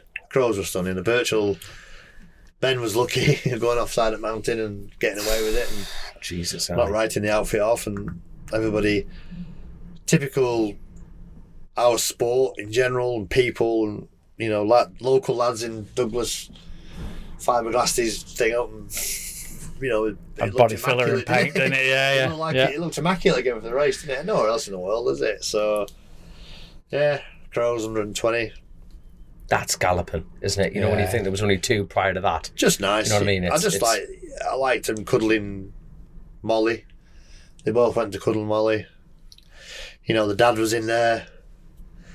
Nick Crow obviously had his bump, didn't he? So all them years ago. So it's just loads of little cool little stories everywhere. You know, we just need the Dave Magsden Migdal's still going. Just need yourself, Neves, Craig Neve. You know, Craig Jim Neve. Hound. We must give a shout to Craig Neve. He was one lucky boy, and the fact that he got back on a bike, he lost it in the Griever Castle. That is just. It went down into there. It went down. It was the bone on his knee. Like the skin just sandpapered off clean. Well, every corner was knocked off him, wasn't it? He had patch. Everywhere there was anything that sticks out was. Like he flew like my mate Aidan Robinson in. Like funny enough, the only place he could work on was like my dad lent me his caravan and we got the awning. Honestly, it just looked like a dirty little sweatshop. It was just like anything he could find in the Isle of Man was in that caravan. He didn't ride the senior though, did he? He rode the 600, didn't he? And then didn't ride the senior. No, which is the fact that he got back on his bike's bloody impressive enough. You know what I mean? I saw him. One of the physios that I work with has come and bodged him up a little bit before the race, but he was adamant he was going to race. I'm like, really? But we're just like that, aren't we? We're just stupid. It's only once a year, though, isn't it? Once a year, and everything's been built up around that. You've built your whole winter. You train your bollocks off thinking about the TT. Training box, huh? Yeah. You can't cut. It's the kettle black. Eating wieners. I rode my balls off. I've done much enduro riding this year. Not much chance to get. I've had a busy year. Like, the start of the year has been unbelievably busy. Chat shows, this do, that do, charity do's, Honda ambassador stuff, Bennetts ambassador stuff, Scottish bike show, London bike show, chat shows with Whittam and testing riding. I've never ever been as busy of a start of a year than this year. I have not. You do any more BSB? Sorry. No. I'd like to do brands. I'd like to do the second Alton. I'm going to do that Silverstone round, you know, the MotoGP. There's a British round MotoGP, so I'm going to go and have a rip round there. That'll be a busy grid. Goodwood Revival, Goodwood Festival, Classic TT, maybe Macau. So. Ooh, Classic TT. What are you going to be peddling there? Just a pattern. Just a pattern. A Honda, you can imagine. This is how this is how the paddock. There is that. There is that. Like, there's John at the start line. Like, there's Javier. Like, slaps a sticker over the pattern. Like, yeah, mate, it's green. Don't worry about it. Yeah. It's funny. Last few years, I've just sort of gone there. You all right, Javier? Yeah, it's been a bit like I'm going to do the leave it at that. Go, all right, yeah. Leave it at that. So, like, some cool stuff coming to the Goodwood Festival. I think it's some anniversary for Honda again, so they're bringing some cool bikes and things. So I love the Classic TT. Just going, no pressure whatsoever. Just going pedal around. Normally you only do maybe 4 or 5 laps in practice, and then you race. And yeah, but you can always get an ice cream, bag of chips on prom. And hopefully it'll be a little bit less strenuous as the TT. It's still the same track. Still get the same buzz when you're pedaling that little pattern round and hitting all the apexes, and it's going good. Are you riding that Yamaha thing? No. Well, no, because they're John Davies at the end of the year. They said they're calling it a day, Right. but then they've made a resurgence. So it's I'm currently rideless, but it'll be all right. So good news for you, John. I was actually in front of you there, so fuck you. You know what I mean? Yeah. No young blood coming through and all that shit. You know, fuck you. Not when it comes to the big stage. Yeah. Might be on all fucking classic shit too. Not on a proper bike. Not on this fucking. Not when it comes to lads, eh? Oh, same track. I ain't getting involved. No, You're on the big bikes. I'm going to read this book. This is Alan Carter's autobiography. That's for you. That's for you. I'm not the greatest reader in the world, and that is one of the books I've read. Do you know what? Martin's lent me his copy and I haven't read it yet. Start it tonight. Go and read 3 or 4 pages. John, Listen, I won't be home while about 1 in the morning. I'm not like you. Please read half a dozen pages when you get home, and WhatsApp me. Mate, it's not just about racing, is it? It's amazing. literally it's a hell of a it's a proper story. Fantastic story. Not honestly. Ups, downs, trials. This. He's got a hell of a story, hasn't he? How the hell does he carry on racing from what he's been through? Is phenomenal. I met Mal Carter. But you can. Do you say The only way you get those books now are through Chasin the Racin. Right, there you go. Shameless that was what I was looking for. That's the answer. Shameless plug. Get Alan Carter's book on Chasin the Racin, guys. I would recommend it. It's really, really good. And you don't read good. I don't read good, but I read it. It's got pop-ups. It made me cry, it made me laugh. And it's got loads of real cool stuff in it, a lot of speedway in it, because his brother, Kenny, was a top speedway rider. He was world number 2. Nearly won the world championship one night in Los Angeles, and tells you all the story about it. He got tangled up with Bruce Pennell, who went on to be a Hollywood star in the Chips, you know Chips. No. Older people know it. California Highway Police. There's a program about 2 coppers in California on police bikes. It was called Chips. And Bruce Pennell went on to, but because he was in America, the referee excluded Kenny out. The Brit. Yeah. And Bruce went and won the world title. And Mal Carter is his dad. I remember him as a kid. It was 81 or 82. I was only 9, 10-year-old watching it with my dad. And his dad was storming down to the referee, firing fucks into the ref and everything. It was just amazing television at the time. But I was sat at a dinner table with Mal Carter, who give a lot of people a leg up, the Haslams, and he was just telling me that about his lad and Alan and all that. He didn't hold back any punches. He was just, he's a fucking wanker, he was a C, he was a that. You know, Kenny the fucking idiot, he was this. Then he fucking shot his missus and shot himself and all, which he did. You know, blew his missus away and savage. And then Alan, he signed for that Cobas team, that Spanish Cobas team. His dad said, he said, you'll read it. Word for word, you know. It's an amazing book. Yeah. And he hated Neil Tuxworth. he fires Tux into there. And he hates Steve Islam. Did he? Yeah. They give Hizzy an engine over him and all that. You might read it, you might not. Well, no, I will. It's right up my street. I love that era of racing. Brilliant. Just, yeah, But like you say, the storyline behind it's like very small. Like how he's. It goes on. There was another one. There was another Carter brother called Mal, named after his dad, and they had a car crash. And Mal, his mum was driving the car, and it says in there, they said, "Oh, don't use the car. It's got fucking iffy brakes or something like that," because there's a car dealer in that. And Mal Carter was in the hands of the painter and decorator. They were off to get some paint to paint and decorating. So the kid was in the front. Then a car crash. She went through the window. His mum paralysed herself, so she was in a wheelchair. And Mal, the other son, the brother, he hit the dashboard and died. So straight away, read the first 6 pages and WhatsApp me tonight. See what you think. You'll not put it down. Anyway, let's go back to the jolly subject. No, but like Alan Carter, was one of Chrissy's like coaches, and Chrissy loved that book, and that's why the family have got involved and helped out Alan as well by buying the remaining copies. And then it's sort of gone under the radar, and he's pushing a bit. Yeah, you know, and that's what we could do. But honestly, I'd defy anybody who does not like that read. And I'm not a reader. That's saying a lot, that John. Mate. Honestly, that's saying a lot. I mean, it goes a bit weird at the end. You know, fucking Alan went off God bothering and all sorts of weird shit at the end. But at the start of it, all the racing's fantastic. He's got loads of speedway in it, which I loved growing up, which I still love now. You know, and he was racing in America. He went to ride for Kenny Roberts and old Kenny Roberts stories and stuff. And Gary Cowan was his teammate. And Gary Cowan got paralysed at Daytona, hit the wall and all. It's all in there. It's good. I like it. Kenny's suicide notes in there. Fucking hell. Picture of it, yeah. So, fucking hell. What's a look? They are. No, wait. I'll read the first 6 pages and I'll WhatsApp you. Do it.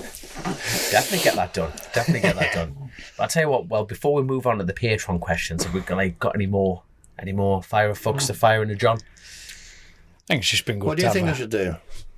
With regards to what? Carrying on? Yeah. I just can't believe I haven't got a goal. Oh. You've achieved your goals, haven't you? No. I'm not saying that he's achieved unbelievable things in bike racing. He's an MBE. I do have a question for you. Stay in one piece is a goal. At any point in this year, did you scare yourself? TT? Yeah. Ooh. Because you normally have in the fortnight, you've 1 or 2 moments. Maybe not fuck me moments, but you have a.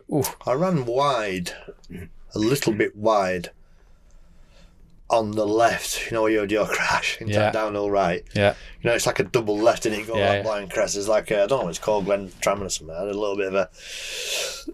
which made the next right really narrow for me. I was like, just... I missed that last left kink getting onto the Selby Straight. Right. What, just a little bit wide? Yeah. It's really, really, really hard for me to pick out. I remember my eyes had just gone a little bit off, but you know that you come out you go to Corey Benz, who goes left. Stop bribing your medicals, left. John. Stop bribing medical before. Eye test. He's got plenty of cheddar in It's that bumpy coming out of there, that last left there, just a little bit off the... There's always a Marshall stood there, an orange thing. And I tried to pick him out, but I didn't have... Were they moments where you thought... I had a big slide out. Where is it coming out of Bluff? One, that huge slide coming out of there on the left. It really just... You know, like you can get a drift around there and you just keep it in, don't you? You just come right round and whoosh out the seat a little bit. Right out of the seat. That wasn't that. No. So that to me is a massive tick in it then. Yeah, a few little wobbles and stuff. No, I think I've just got an inner safety barrier, and my brain and body will not allow me to come out of that. I've gone very stagnant on where I was in 15, really. Yeah, but you've had a sniff of it though. 32 on Stocker was a lot faster than I've ever been. I've only been into 130s on the Stocker, you know. Even I won it in 2012, but I won it at a slow pace, you know. It was a crap pace. I don't know how I ended up winning it. But that is probably my best. I mean, I was 7th in the race, but I just a bit of a steady start with that oil slick, but then the last lap was strong. I was over 32 on the last lap, which was mint. Yeah. But I just think, for me, like, my next target's a 31. You know what I mean? Then after that, I know it'll be a 32. No, I'm not naive to that. You know what I mean? It's like I look around people around me, and I've seen the worst thing. I've seen that fucking ideal, and then going like that. That's the thing. Well, look at the ideal. Everybody's best ideal. 37 and fucking 0.8 or something. That's what I mean. It's just ideal. It's ridiculous. Isn't it? I'm a firm believer the ideal means fuck all because you haven't put it on the paper. You know, the first time I've actually started looking, my dad writes a note, and like my dad rang us and said, "Look, your ideal's like a 32." I'm going, "Oh no." Yeah, weird, isn't it? But then you can string it together, but that's the skill of the TT element of it. But for me, I just find it very interesting how it's great to hear. I'm not slagging it off, far from it. It's like you can go out and enjoy yourself at a 32 pace. You know what I mean? Think where my position is. Yeah. But you know that where I get my hunger to go racing is going. I'm not fussed about position. I'm not, you know, the board comes up, but if I can look at, like, if I can cross the line and go, you did quicker. Like, I improved every lap time I did on the bike, but you're a total different. It's unclear of your age, Dominic, because we don't know how old you are. I'm the Chris Walker of TT. That's but it's a different thing, isn't it? Where you're still chasing a time, whereas you're just loving riding the bike. Yeah, and it's very different. Things. I love riding my bike, which is fair enough, but which is lovely. It almost I could be jealous. I love getting my new helmets, all the rest of the shit. But you fucking if you put that fart you did at the beginning of the show into that finish line, you would have 33. I mean, you know what I mean? It's a great analysis of it, and it's a great thing that, or put it in another word, if I was 2 stone lighter, would it have made that difference? Maybe it would have done. Maybe it wouldn't. Maybe I don't know. I have a lot of stick about losing weight. Honda's at me all the time. I get it, I understand it. There's tens of thousands, hundreds of thousands of pounds going to it. And Harv said to me straight away after the race, imagine how good you'd be if you lost a bit of weight. Which, like, 50% to me was like, I sort of wanted to stick the head on him. 50% of me said he's right. So, could you go to your grave?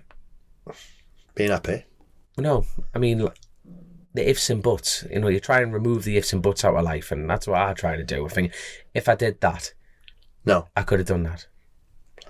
I've no regrets at all. Nothing. I mean, I could go at my grave now thinking I've achieved everything I could have achieved, yeah. So that's what you mean. Yeah. I don't think particularly that it's the one thing that's the slight.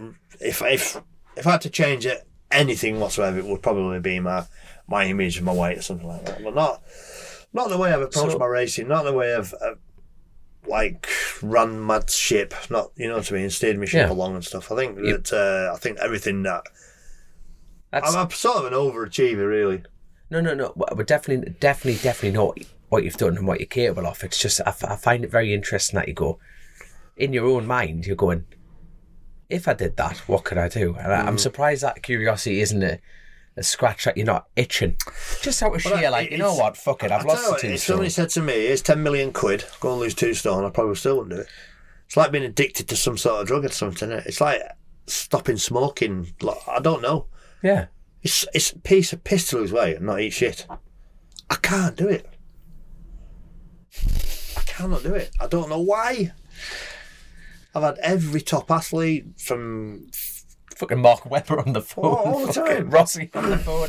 You've literally had them all. You know, I've had them all telling me what to eat, how to do it, what to do. I've gone all today without having a drink. He can't get his head around it. I'm just a creature of habit. I cannot. I got here at 9:30 and we sat eating tea at what? 9:30, fucking lying. 6 o'clock. Yeah. And he hasn't drank anything. I'm sat in the digger and I'm dying of thirst.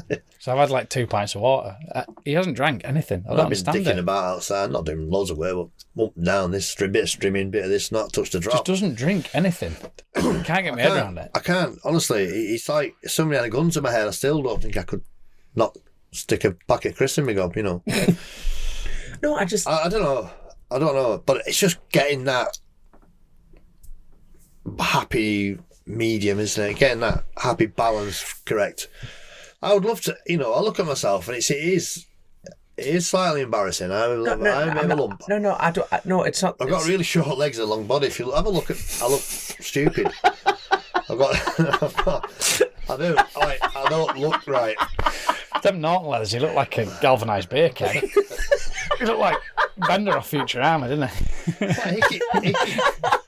Oh, like a fat chicken in tinfoil, that's what it is. Well, like, Hickey looks right. Hickey's probably heavier than me, but he looks right, doesn't he? Because he's got his height. But for me, because I'm 5'8" and heavy, and a long body and no legs, it looks ridiculous. If you look, while my legs are hanging up, you'll see just the legs are about that long.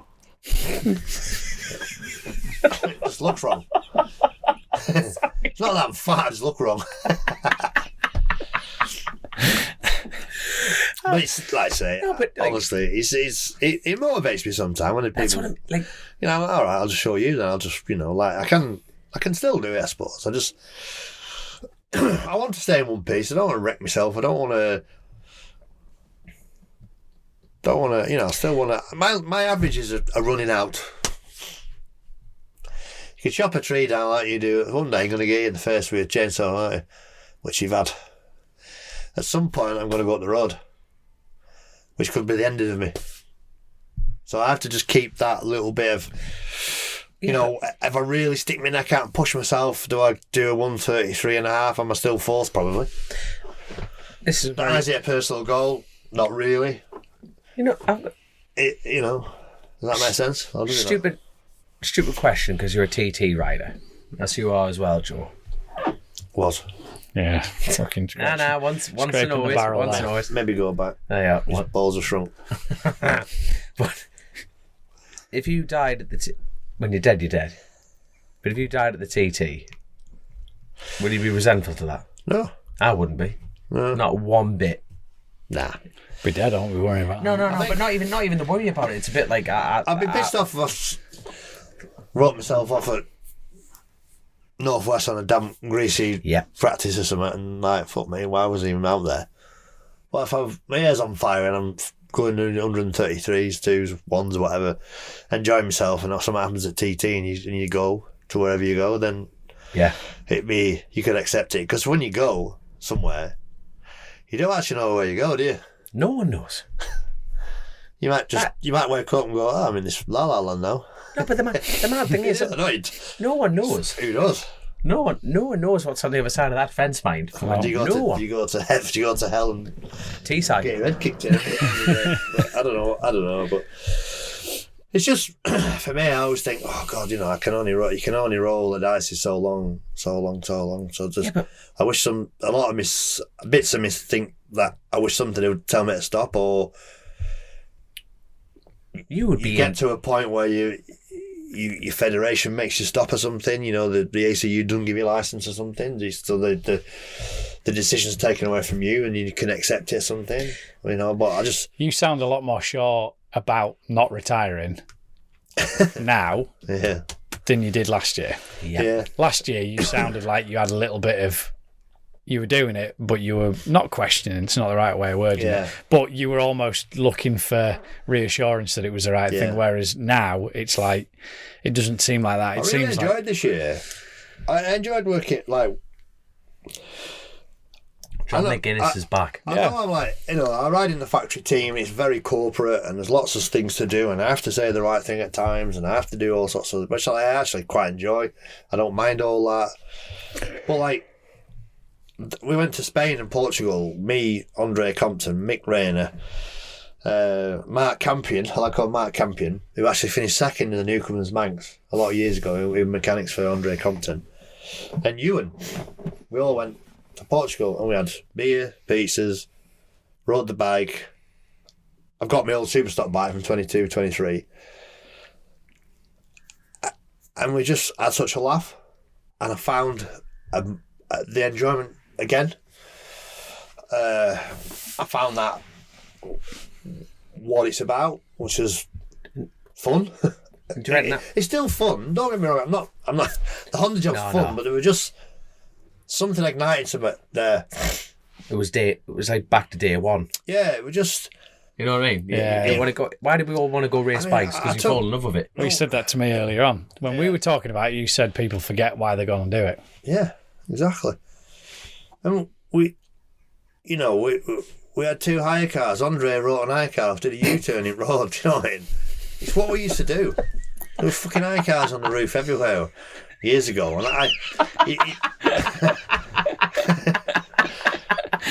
Andre would look no, he was laughing his bollocks off. He turned in front of. I couldn't even believe he did it. We're all like, next thing you know, fucking Peugeot partner van embedded inside a hire car. It was just like, but there were nobody judging us. There were nobody looking at us. Like, we just went on a focused events thing, I think it was, or whatever.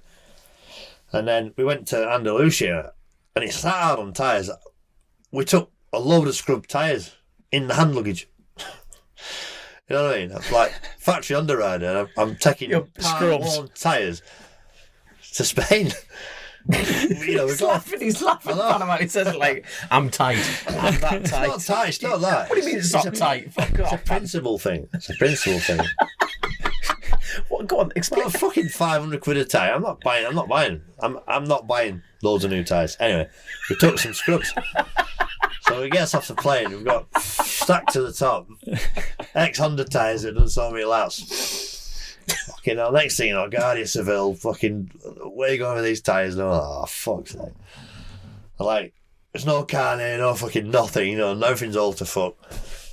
And I had to just, thinking on your feet, bullshitted our way through the customs to get these tyres through. And I love that. I love a bit of a challenge and just something just going on, you know what I mean? So I had a right old laugh. And, the ultimate... Donington was good for me. The BSB tested a personal best lap time in that shitty windy day and that. And then Alton Park, I finished 16th or 17th, and he got 17th. What a prick. I went fast. I got into 27s or whatever at Alton. Joe on the spanners, So that for me was fun. There was no room in the team. There was no room at the inn at Honda. Their garages were full, so they gave me and Joe and you and the boys the 2024 bike and just said, look, fucking go and ride that. But the easiest thing would have been going, bollocks, I can't be asked to do that. But we did it. And it motivated me, you know what I mean? I thought, fuck them, I'll go and, whatever, and I'll go and I'll ride, and, went as good as ever got. And then we went to Northwest, hit the ground running, just momentum, and So I found that love for it all again, really. Last year, 22 was going back to that gold bike, all that, a lot of pressure, didn't really ride good, thinking about this, thinking about other things. And 23, maybe I did it because I didn't want to do it or not enjoy it as much. 24, we're back in the zone again. And so you found the secret to success is love on that side of things. You know what I mean? Found the love of it. So let's talk about 25. Are you going to do the same thing again? No. You know what I mean? I would like. I mean, Harv, and Neil Fletcher. Excuse me. The bosses from Honda said there's a bike there for me. Class. It's entirely up to you. We'll back you till you're done. So that's fantastic. Hopefully Dean will stay there, and I don't know what's happening with Nathan, but I mean, Honda are back on the podium with the official team. Honda are doing a lot of work with HRC at the minute, because HRC are in a mess.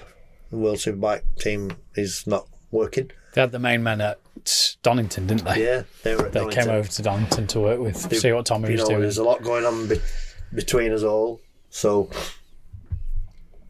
they went to that test in Italy, did Honda.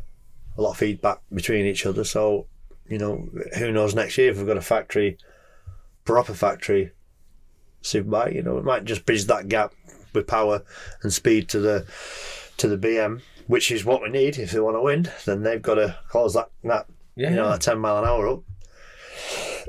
No matter how good you are, so there's loads of stuff going on under the radar that I'm involved in, and which I still love. I still love that part of the industry. So, let's. But the man, it's that having that. Security is a sketchy word to use. There's no security in life, period. But it's great to hear that you've got that situation, because, as far as what's going on in the paddock, you never know who's coming or leaving. There's you never know if a team's going to drop out. You never know. Well, hopefully more teams step up. You know what I mean? I'm hoping so. You know what I mean? Honda won the manufacturers this year. It's really, really important for Honda to win the manufacturers, and they won it again. So. Neil Fletcher was there at the presentation with Harv. They're dead proud to get that. Me, Michael, Dean, Jamie Coward, James Hilly, we've all been part of that. It's a big team effort to get that manufacturers. So yeah, we're looking pretty good. Just need to. They know it can be improved. So they're working on to improve that a little bit. So I'll still have the leathers on. Good. See, Joe, like you say, this is a different. It is. John's back, man. Like last year, I thought, fucking hell, get the rope out. You know what I mean? I'll help you tie a knot. You know what I mean? I fucking love it. You know what I mean? Good. Yeah. When you're on them blades and the sideways and whistling through them, you're going through Bishop's Court and things on back wheel and he's sliding 5th, 6th gear, and there's no better feeling in the world, is there? Whistling past them thousands of people on that best track in the world. It was just. I loved it. I loved every minute of it. I loved every minute of being on my bike. And that is what it's all about. Love it, mate. Love it. But before, I feel like we should just literally hit the end button, but we're not. We're going to get some Patreon questions. Patrons. Well, the advantage of that, I'm going to forcibly, because I've locked the van, you see, so you're going to forcibly sign a couple of these caps. You know what I mean? You have to lock your van down, do you? Some of these are mega as well, to be fair. Wherever you're from, Sunderland, wherever the fuck. Fuck off, get out my van. Is that, get out my fucking van. Mackham, is it? Get out my damn. Oh, here we go. Are you struggling to read it? No. So Where did it come from? Patrons. What was that? Where that word? So patrons, without patrons, the show wouldn't be going. So there's a subscription fee. Contributors, yeah. So it's basically OnlyFans is the podcast world. That's it. So no, but that one. But the advantage of being a patron and that side of things is you get asked questions, and then if you kindly sign us a few hats, only the patrons are going to have access to the giveaways on that side of things, which is awesome. And then. Hit me up with a question. Luke, hit him with a question. Hi, John. Next year will be my first time going to the TT, so where would be the best place for me and my brother and dad to go and spectate at? Braille, right.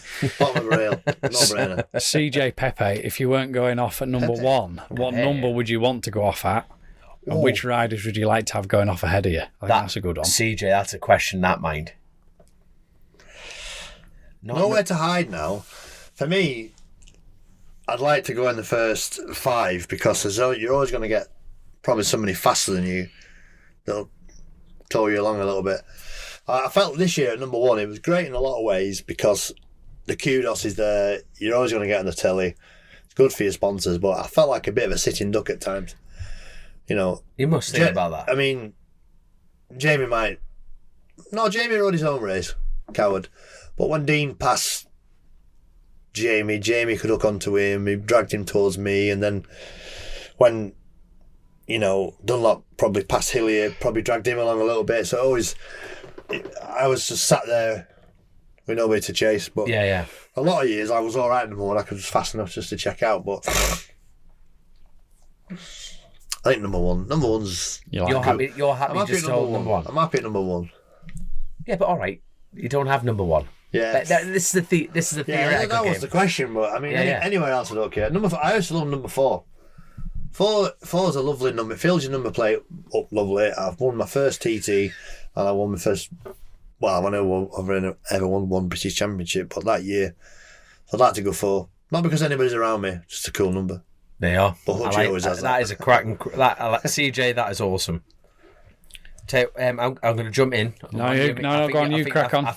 From Sticks, current TT race day schedule or old version?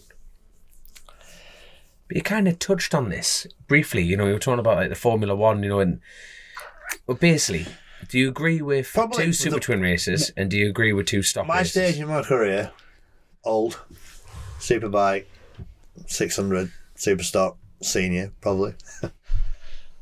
Current format, if the weather's good and everything's on time, lovely. Like it was last year, worth a treat, didn't it? Definitely. 10 races, 8 solo. Yeah, I think it. And if it works like clockwork, which TT never does.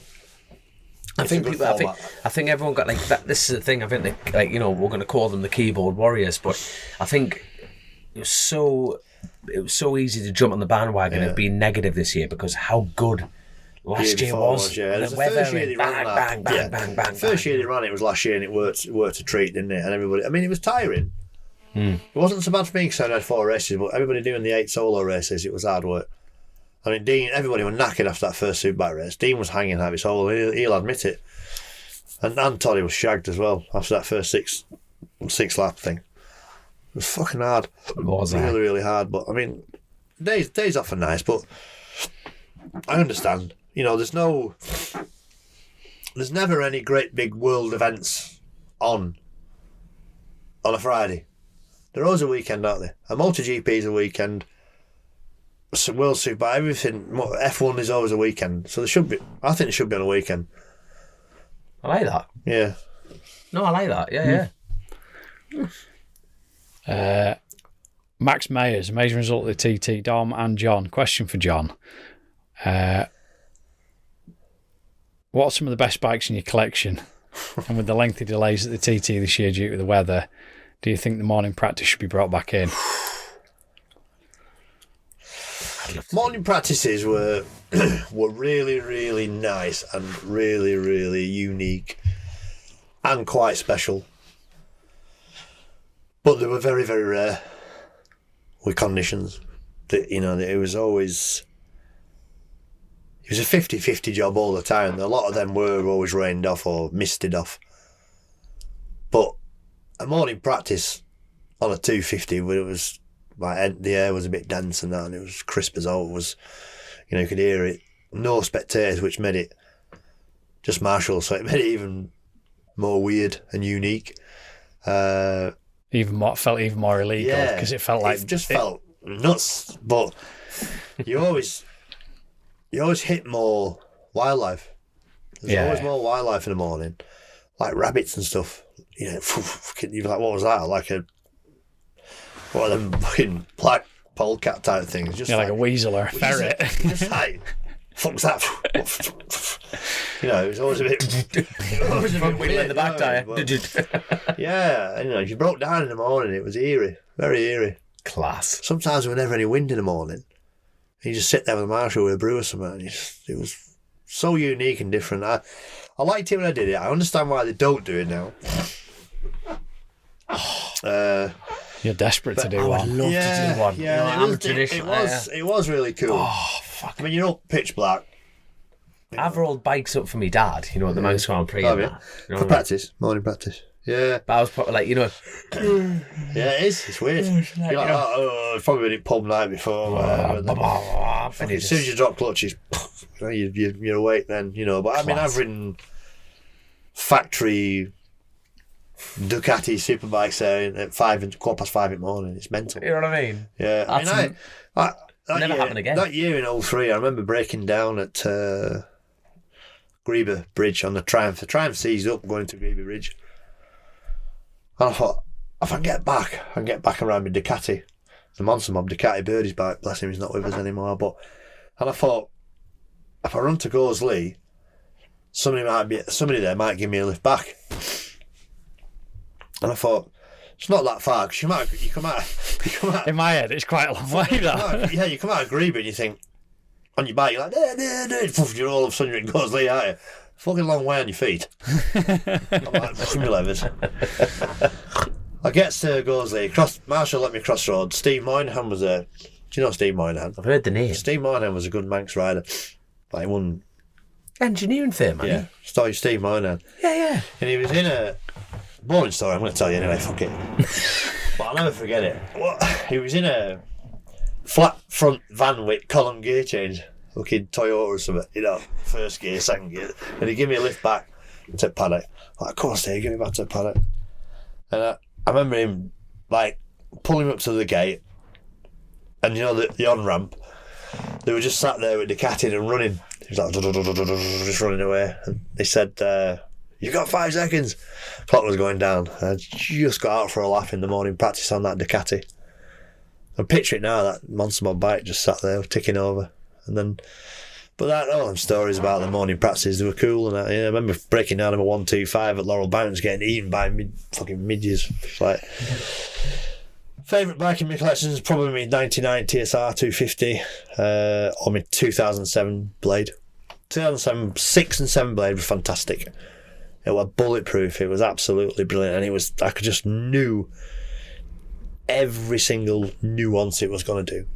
I did the double at the TT in it 2 years in a row, and it's just not sounding like a smart ass, but I had him beat before I got my leg over it. Class. I should just drill it into him on that. It was an awesome bike. Just physically slightly bigger bike. You sat in them nicely, and they were just a fucking great bike. You rode it. The good you one. went a good one up there. Yeah. My first thing when I got on it was it's massive. Yeah, There's loads of room on it. But the engine, the rules are different, like rods and that in it. And it just 1-to-1 connection is vroom, vroom, and it's just sweet as well. Yeah, really nice thing to ride. And I'm slightly 16.5-inch wheels with 190 back tyre, a bit narrowish to steer, really, really good lighting. But they used to eventually went to 16.5, so used to chunk the middle out. But went to 17, sorry. But them 16.5 190s, they were the bomb. They were. Love it. Absolutely love it. Right. Well, I'm gonna looking at the time. Give us another one. You want another one? Yo, Jesus, you want another one? I love it. Love it. Now. Jesus, you're on it now. I just don't want George to get to bed before 2 in the morning. Oh, twat. Right. So he's been asleep while I've been in Digger. It got to be done. Tony rolls. Called Sobers, actually. They're nice time, weren't they? You fucked it with putting that chill on. Well, no, Hillier fucked it when he created that. It's lovely. Hillier will love that. Fucking brilliant. Tony rolls. I asked Rutter this at the TT and couldn't get an answer, so here goes. Which is the hardest Dunlop to ride against, Joey or Michael? It says a lot, mine. Do you know what? It's hard. You can't answer it because none of them are hard. I think Michael comes across as maybe the hardest one, but not. He's fair as a rider. I must say something about Michael, mind. He's got to be the most polite rider on the grid. He's good. As far as marshals. Yeah. He waves at every sink, holding the flag. Like other riders, you knock the throttle off and you keep your back. No, but you know what I mean, though. It's but he does. For someone with the name like the Bull, you know, Yeah. his persona, you know, everything like that, and he just. Yeah. But it's like, it's proper. I'm not saying you don't, but like, as far as every rider I've ever seen, he's almost borderline over exaggerated. It's like he's trying to make them see him from like the other side of the circuit. You know, he's like, whoa, whoa, whoa, and you're thinking, and he knows when he comes around for the next lap, it's probably the same situation where he doesn't actually have to do anything, and he still does it. Yeah, it's a good example. Well, the marshals and that all appreciate that. But Michael, I was in that race with Michael. Then he won that Northwest a couple of days after his dad died. You know, I was on the podium. Fuck, that was some moment. That was a hell of a race. That, and I don't think anybody was going to stop him, even if he tried. I mean, on the grid was unbelievable. They weren't going to let him ride, and they said, "Well, throw him off the grid and see how you get on." Him and William were on the grid. The arms were up the back there, weren't they? Like, you could like that. They'd have been fucking hell on if they'd dragged him off the grid, but he rode.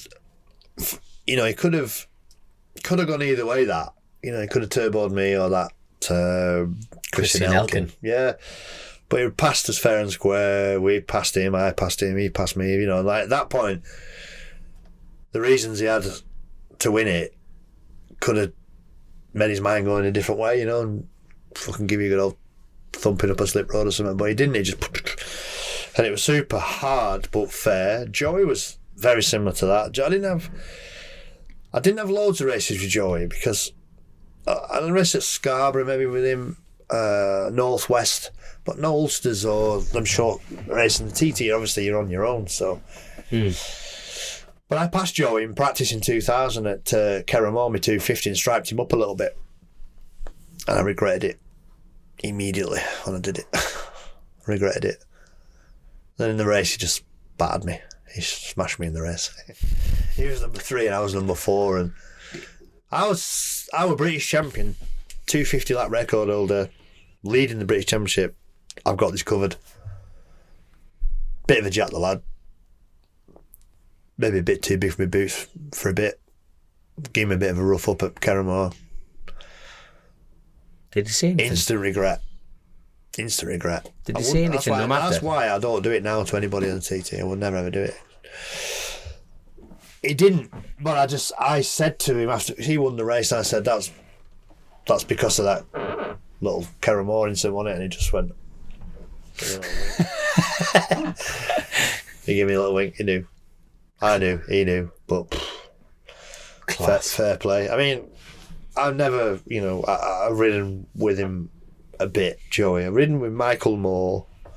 Ridden with William a bit as well. William was mega. Yeah, good. He was at Ulster Grand Prix, a bit of a like race with William and that. But they're all fair hard riders. But you can't really say who's the hardest because they're, I don't know, very similar, I suppose. Winners. Can you see that? I got some glasses. Peter Frank, do you still have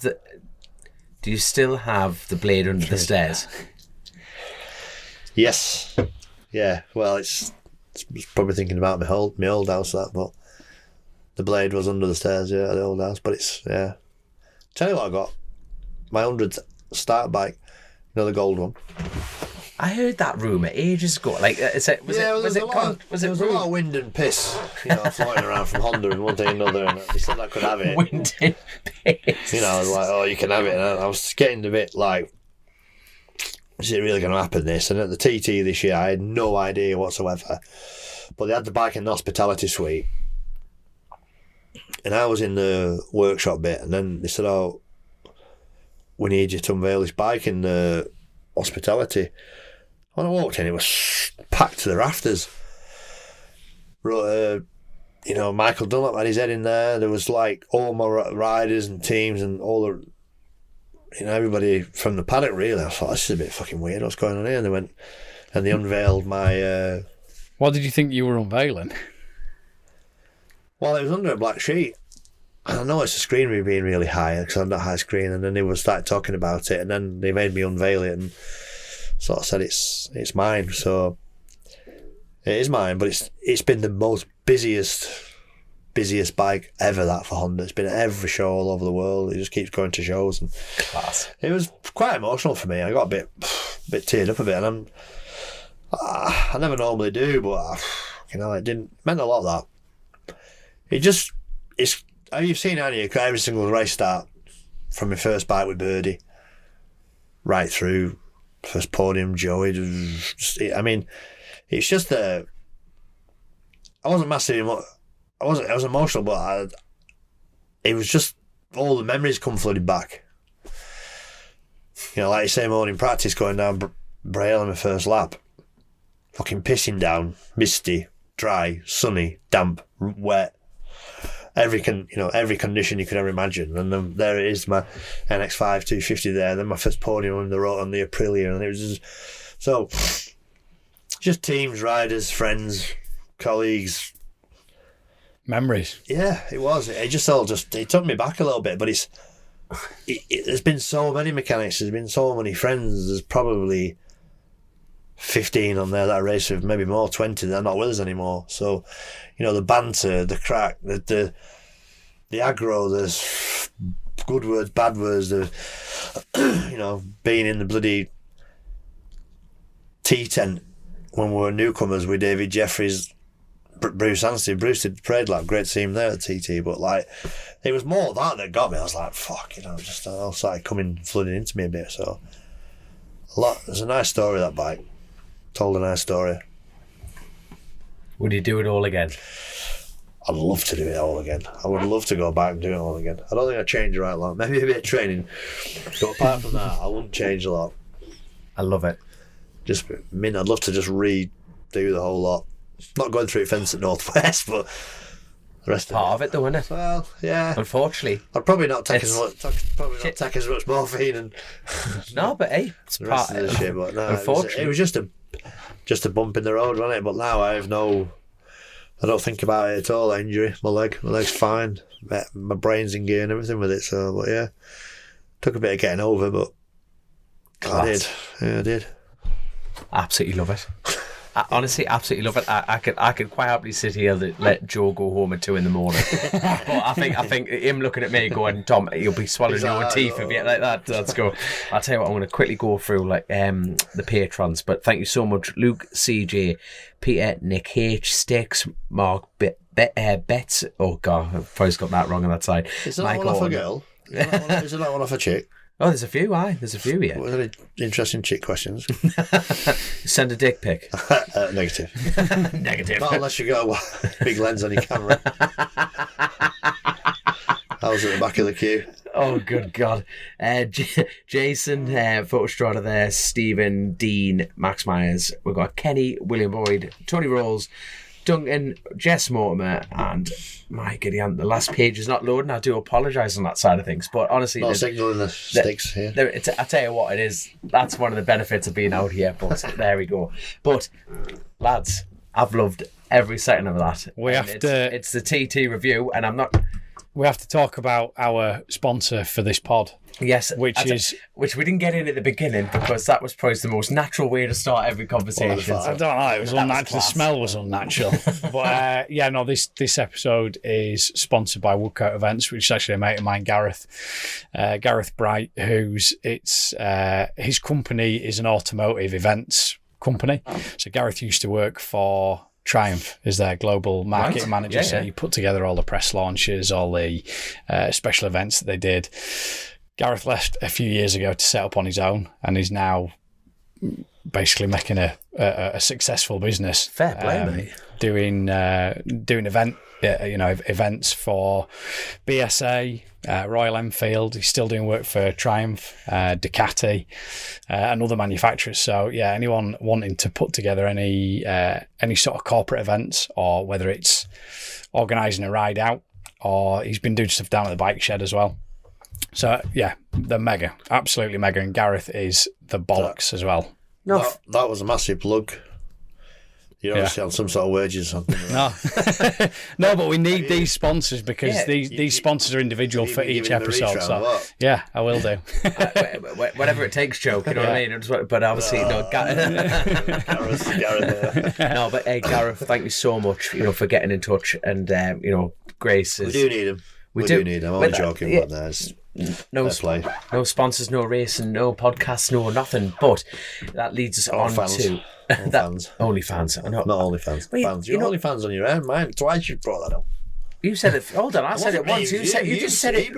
Did I just say OnlyFans? Why do you two have to bicker all the time? That is an admission of guilt. People sponsors. I said and fans, not OnlyFans. I did not say OnlyFans. I said OnlyFans once. You said it the second time. What is OnlyFans? Oh, bollocks! You know fine well what OnlyFans what is it though? There you are. I'll tell you you what. pay to get pictures of. It's an advertising platform where people pay for subscriptions. I've never heard it called an advertising platform.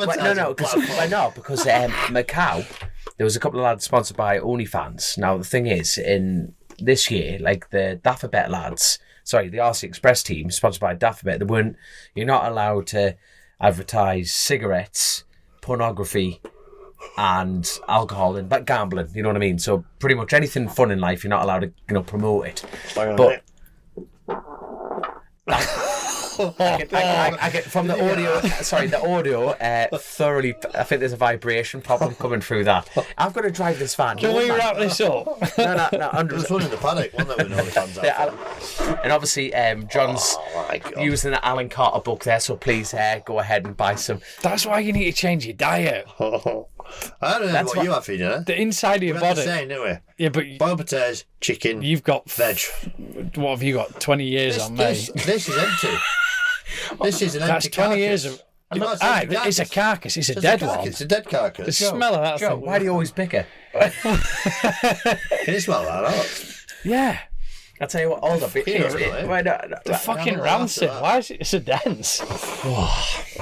See, I'm dead on the inside, let's face it. But I'll tell you what, we must keep going through this. But JCT Truck and Trailer Hire, thank you so much. They sponsor Lee Johnson. They sponsor the podcast as well.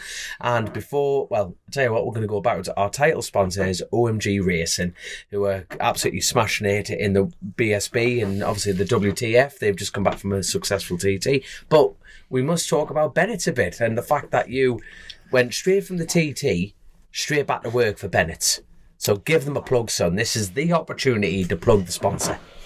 Bennetts, been a loyal sponsor of mine from 2008, probably one of the longest standing Bennetts sponsored riders. One of my longest standing overall sponsors, but been with me through thick and thin. When I won, when I didn't win, when I got injured, they paid me. They looked after me right through ups and downs. So great people, and get it. They get it. They understand it. We have these track days for customers, and I really, really enjoy them. You just get all walks of life and all abilities on the track, and you just bring them through. You see people when they get there, never been on a track before. The white as a sheet in the pants. They go off being on some of the biggest tracks in the UK and enjoying it, and then come up and ask advice from you. Yeah, like it's literally that simple. You get a policy, you click online, you can book a track day, and you get to hang around with John McGuinness. And it's not a race school. It's not driven into you. You can go at any pace you want, and then you come up to me, chat to me. I'll take them round. If they don't want to take them round, we just want to talk about bikes and shit all day. Absolutely fine. But I got home from the Isle of Man Sunday night, early hours on Monday morning, so it's probably 3:00 in the morning when I got truck packed up and everything, and then and after agreeing to be on the show, you know what I mean? So you literally looked at me and just went "fuck off." As Joe there went, "Yeah, Joe's gonna be there, fine." I'm straight around thinking, well, Joe can do a day's work at my house. Beautiful magic, So I'll just switched over to treat today. But yeah, I got thanks, mate.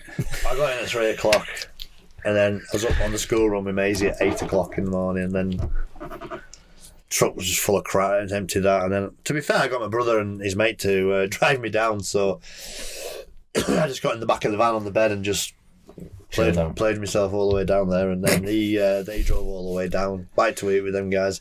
Probably did about 110 laps or something at Brands. I was out in most sessions. Class. My brother was riding. Kurt, yeah.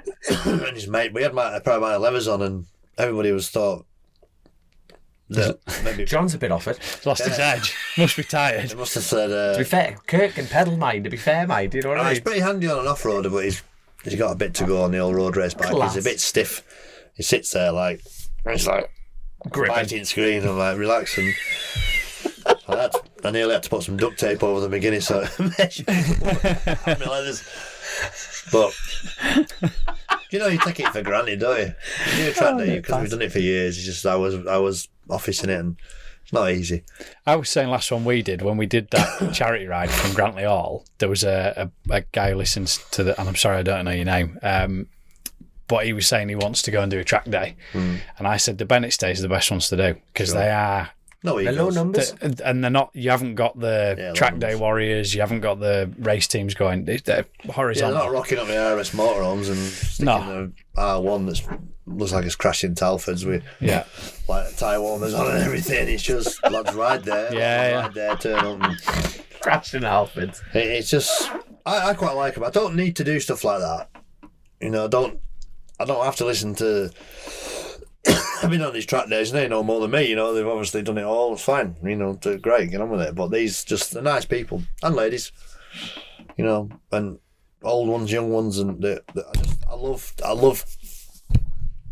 just spending. You're falling asleep there, Joe. It's nodding up here. Still thinks you're driving digger. Bennetts, like I say, Bennetts, long sponsor of mine, and it's on the visor on my helmet if you see it. So, Bennett. Can I start? Bennett. Crown Prince of Bahrain, Monster. That's a cool sponsor. Not saying none of your sponsor to put that Blue Earth sponsors. Construction, Smith's Honda sponsor me this year at TT. I got a chocolate sponsor as well. I remember that story. That's a good one. Yeah, That. got my chocolate bar. Did you get one at TT? No. Yeah, I've got one.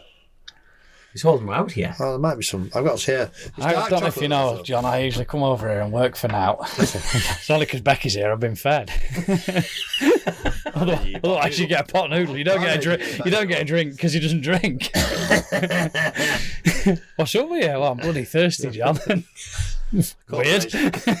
Corporation pot. It's bloody tap. It's been raining. No, the water's all right. Get stuck into it. I don't know. Oh, I love it. Right. I've got some good loyal sponsors. Class. Without them, we're not going anywhere. No, you're not wrong. So, well, if anyone wants to be a part of Chasin the Racin, that's another shameless plug for Grace on that side, because I can already hear editing this going, you better be asking for sponsors for us. But hey, I tell you what, yet again, we could sit here all night. Generally could. It's fantastic crack. That has been another TT review. We're going to get him back next year when he's... But John, When I'm not podium. naked down the high. Was that the bed? Yeah, it was was it still all on. on? It was still on, yeah, but Is that carrying in the next year? it will do, yeah, but I had a deal with Toddy. I said if you win, I'll have a tattoo, so I've got to have a tattoo of Toddy's choice. Shut up, man. So that's on the cards as well. But my brother, I don't know about brother again. He was going to do the nude streak with me, but he's really looking forward to it. Yeah, your brother's got a proper sense of humour. I think he'll be nude, running down Morecambe Beach. Any excuse Kurt gets to get his clothes off. What's to say something else? I got a message through practice week. We were going right fourths and fifths on the night practice. And he said, I've shaved my balls from it. He said. So he was absolutely proud, ready for a full streak. He'd love it. He'd stay nude for a week. He's in our ex-RAF, and they're all just looking a bit weird in that job. So it would have been a bit embarrassing for me, but I would have partaken. But yeah, That is that class. would have been all right. A bit of laugh on it, but. Well, I love it. Hopefully Next year. Hopefully we will get to it one day. Well, I probably should. I'm going to sell it anyway. But we had a deal with Harv as well, my boss, that if I get on the podium at the Northwest, he has to have a tattoo. But he's proper Welsh stunt deal, I think. You should have seen his face. He was like, he was well backing out of that one. Wait, you can't? Then he said, double the quits. He says, if you get on podium at TT. So I shook his hand on double the quits, and I missed out, so he's got away with it. But he was wince. He was like, I bet he was quirking in his pants, because you get a free tattoo at the. You got one, didn't you? Yeah, I got one. Oh, I got. Have you seen it? Yeah. Oh, you've seen it. There you are. No, I got a. Don't tell me, mum, everyone. But I've got a little piggy tattoo on because I've got Chrissy. I got bollock for that one off my mum. She went berserk. Yeah, you've got a cool one, yeah. Yeah, I know, but it's you got to laugh at these things. But I tell you what, yet again, we're going to start another conversation. I could do this generally all night, but I want to talk about it very briefly. But honestly, that Northwest victory, and I remember watching it. I'm not sure. It was a victory.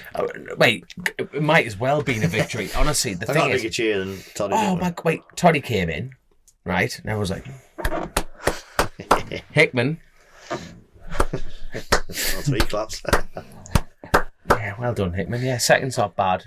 And honestly, it was just standing ovation. Honestly, it was just like a wave. The best thing is you could hear yourself come around the last corner, rolling down in this wave of noise, just, and you just came around the corner and you just nodded. John, I hate to tell you this, mate. You're English. When's the last time a Northern Ireland? I'm not even, that just shows what.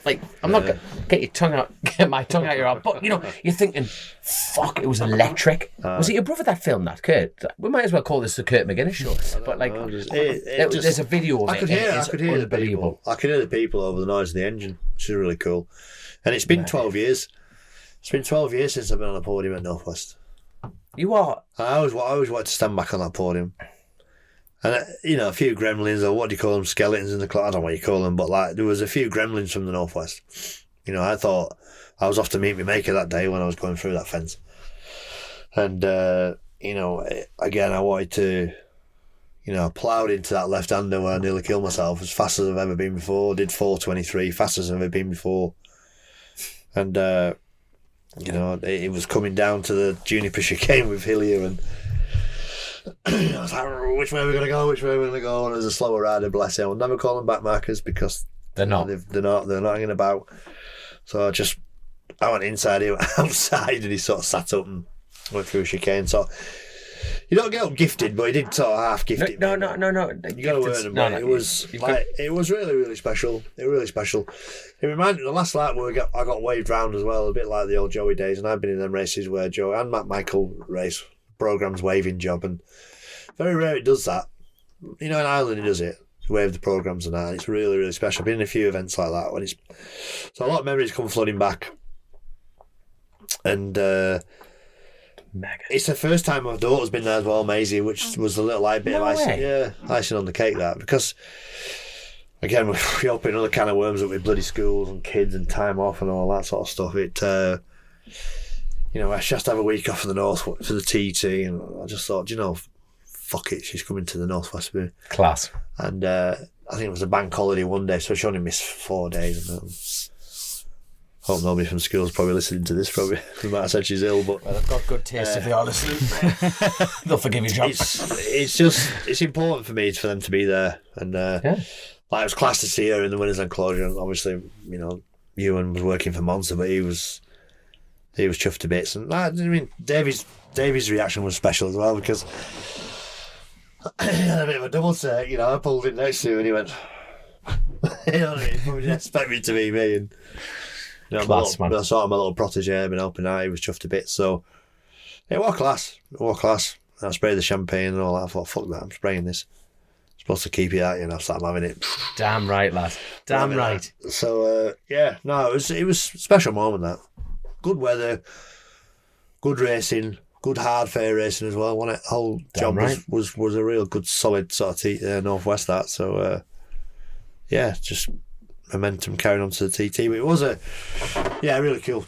Nice. Love it, mate. Absolutely love it. But I tell you what, I'm roll on 2025 already. It's just yet again, I'm just mirroring what we've both said throughout this whole interview. John is back. And it's John. Back. It's just fucking great to see. Bad news for the rest of us, you know what I mean? But it's great to see, mate. I'm going to carry on until I stop enjoying it.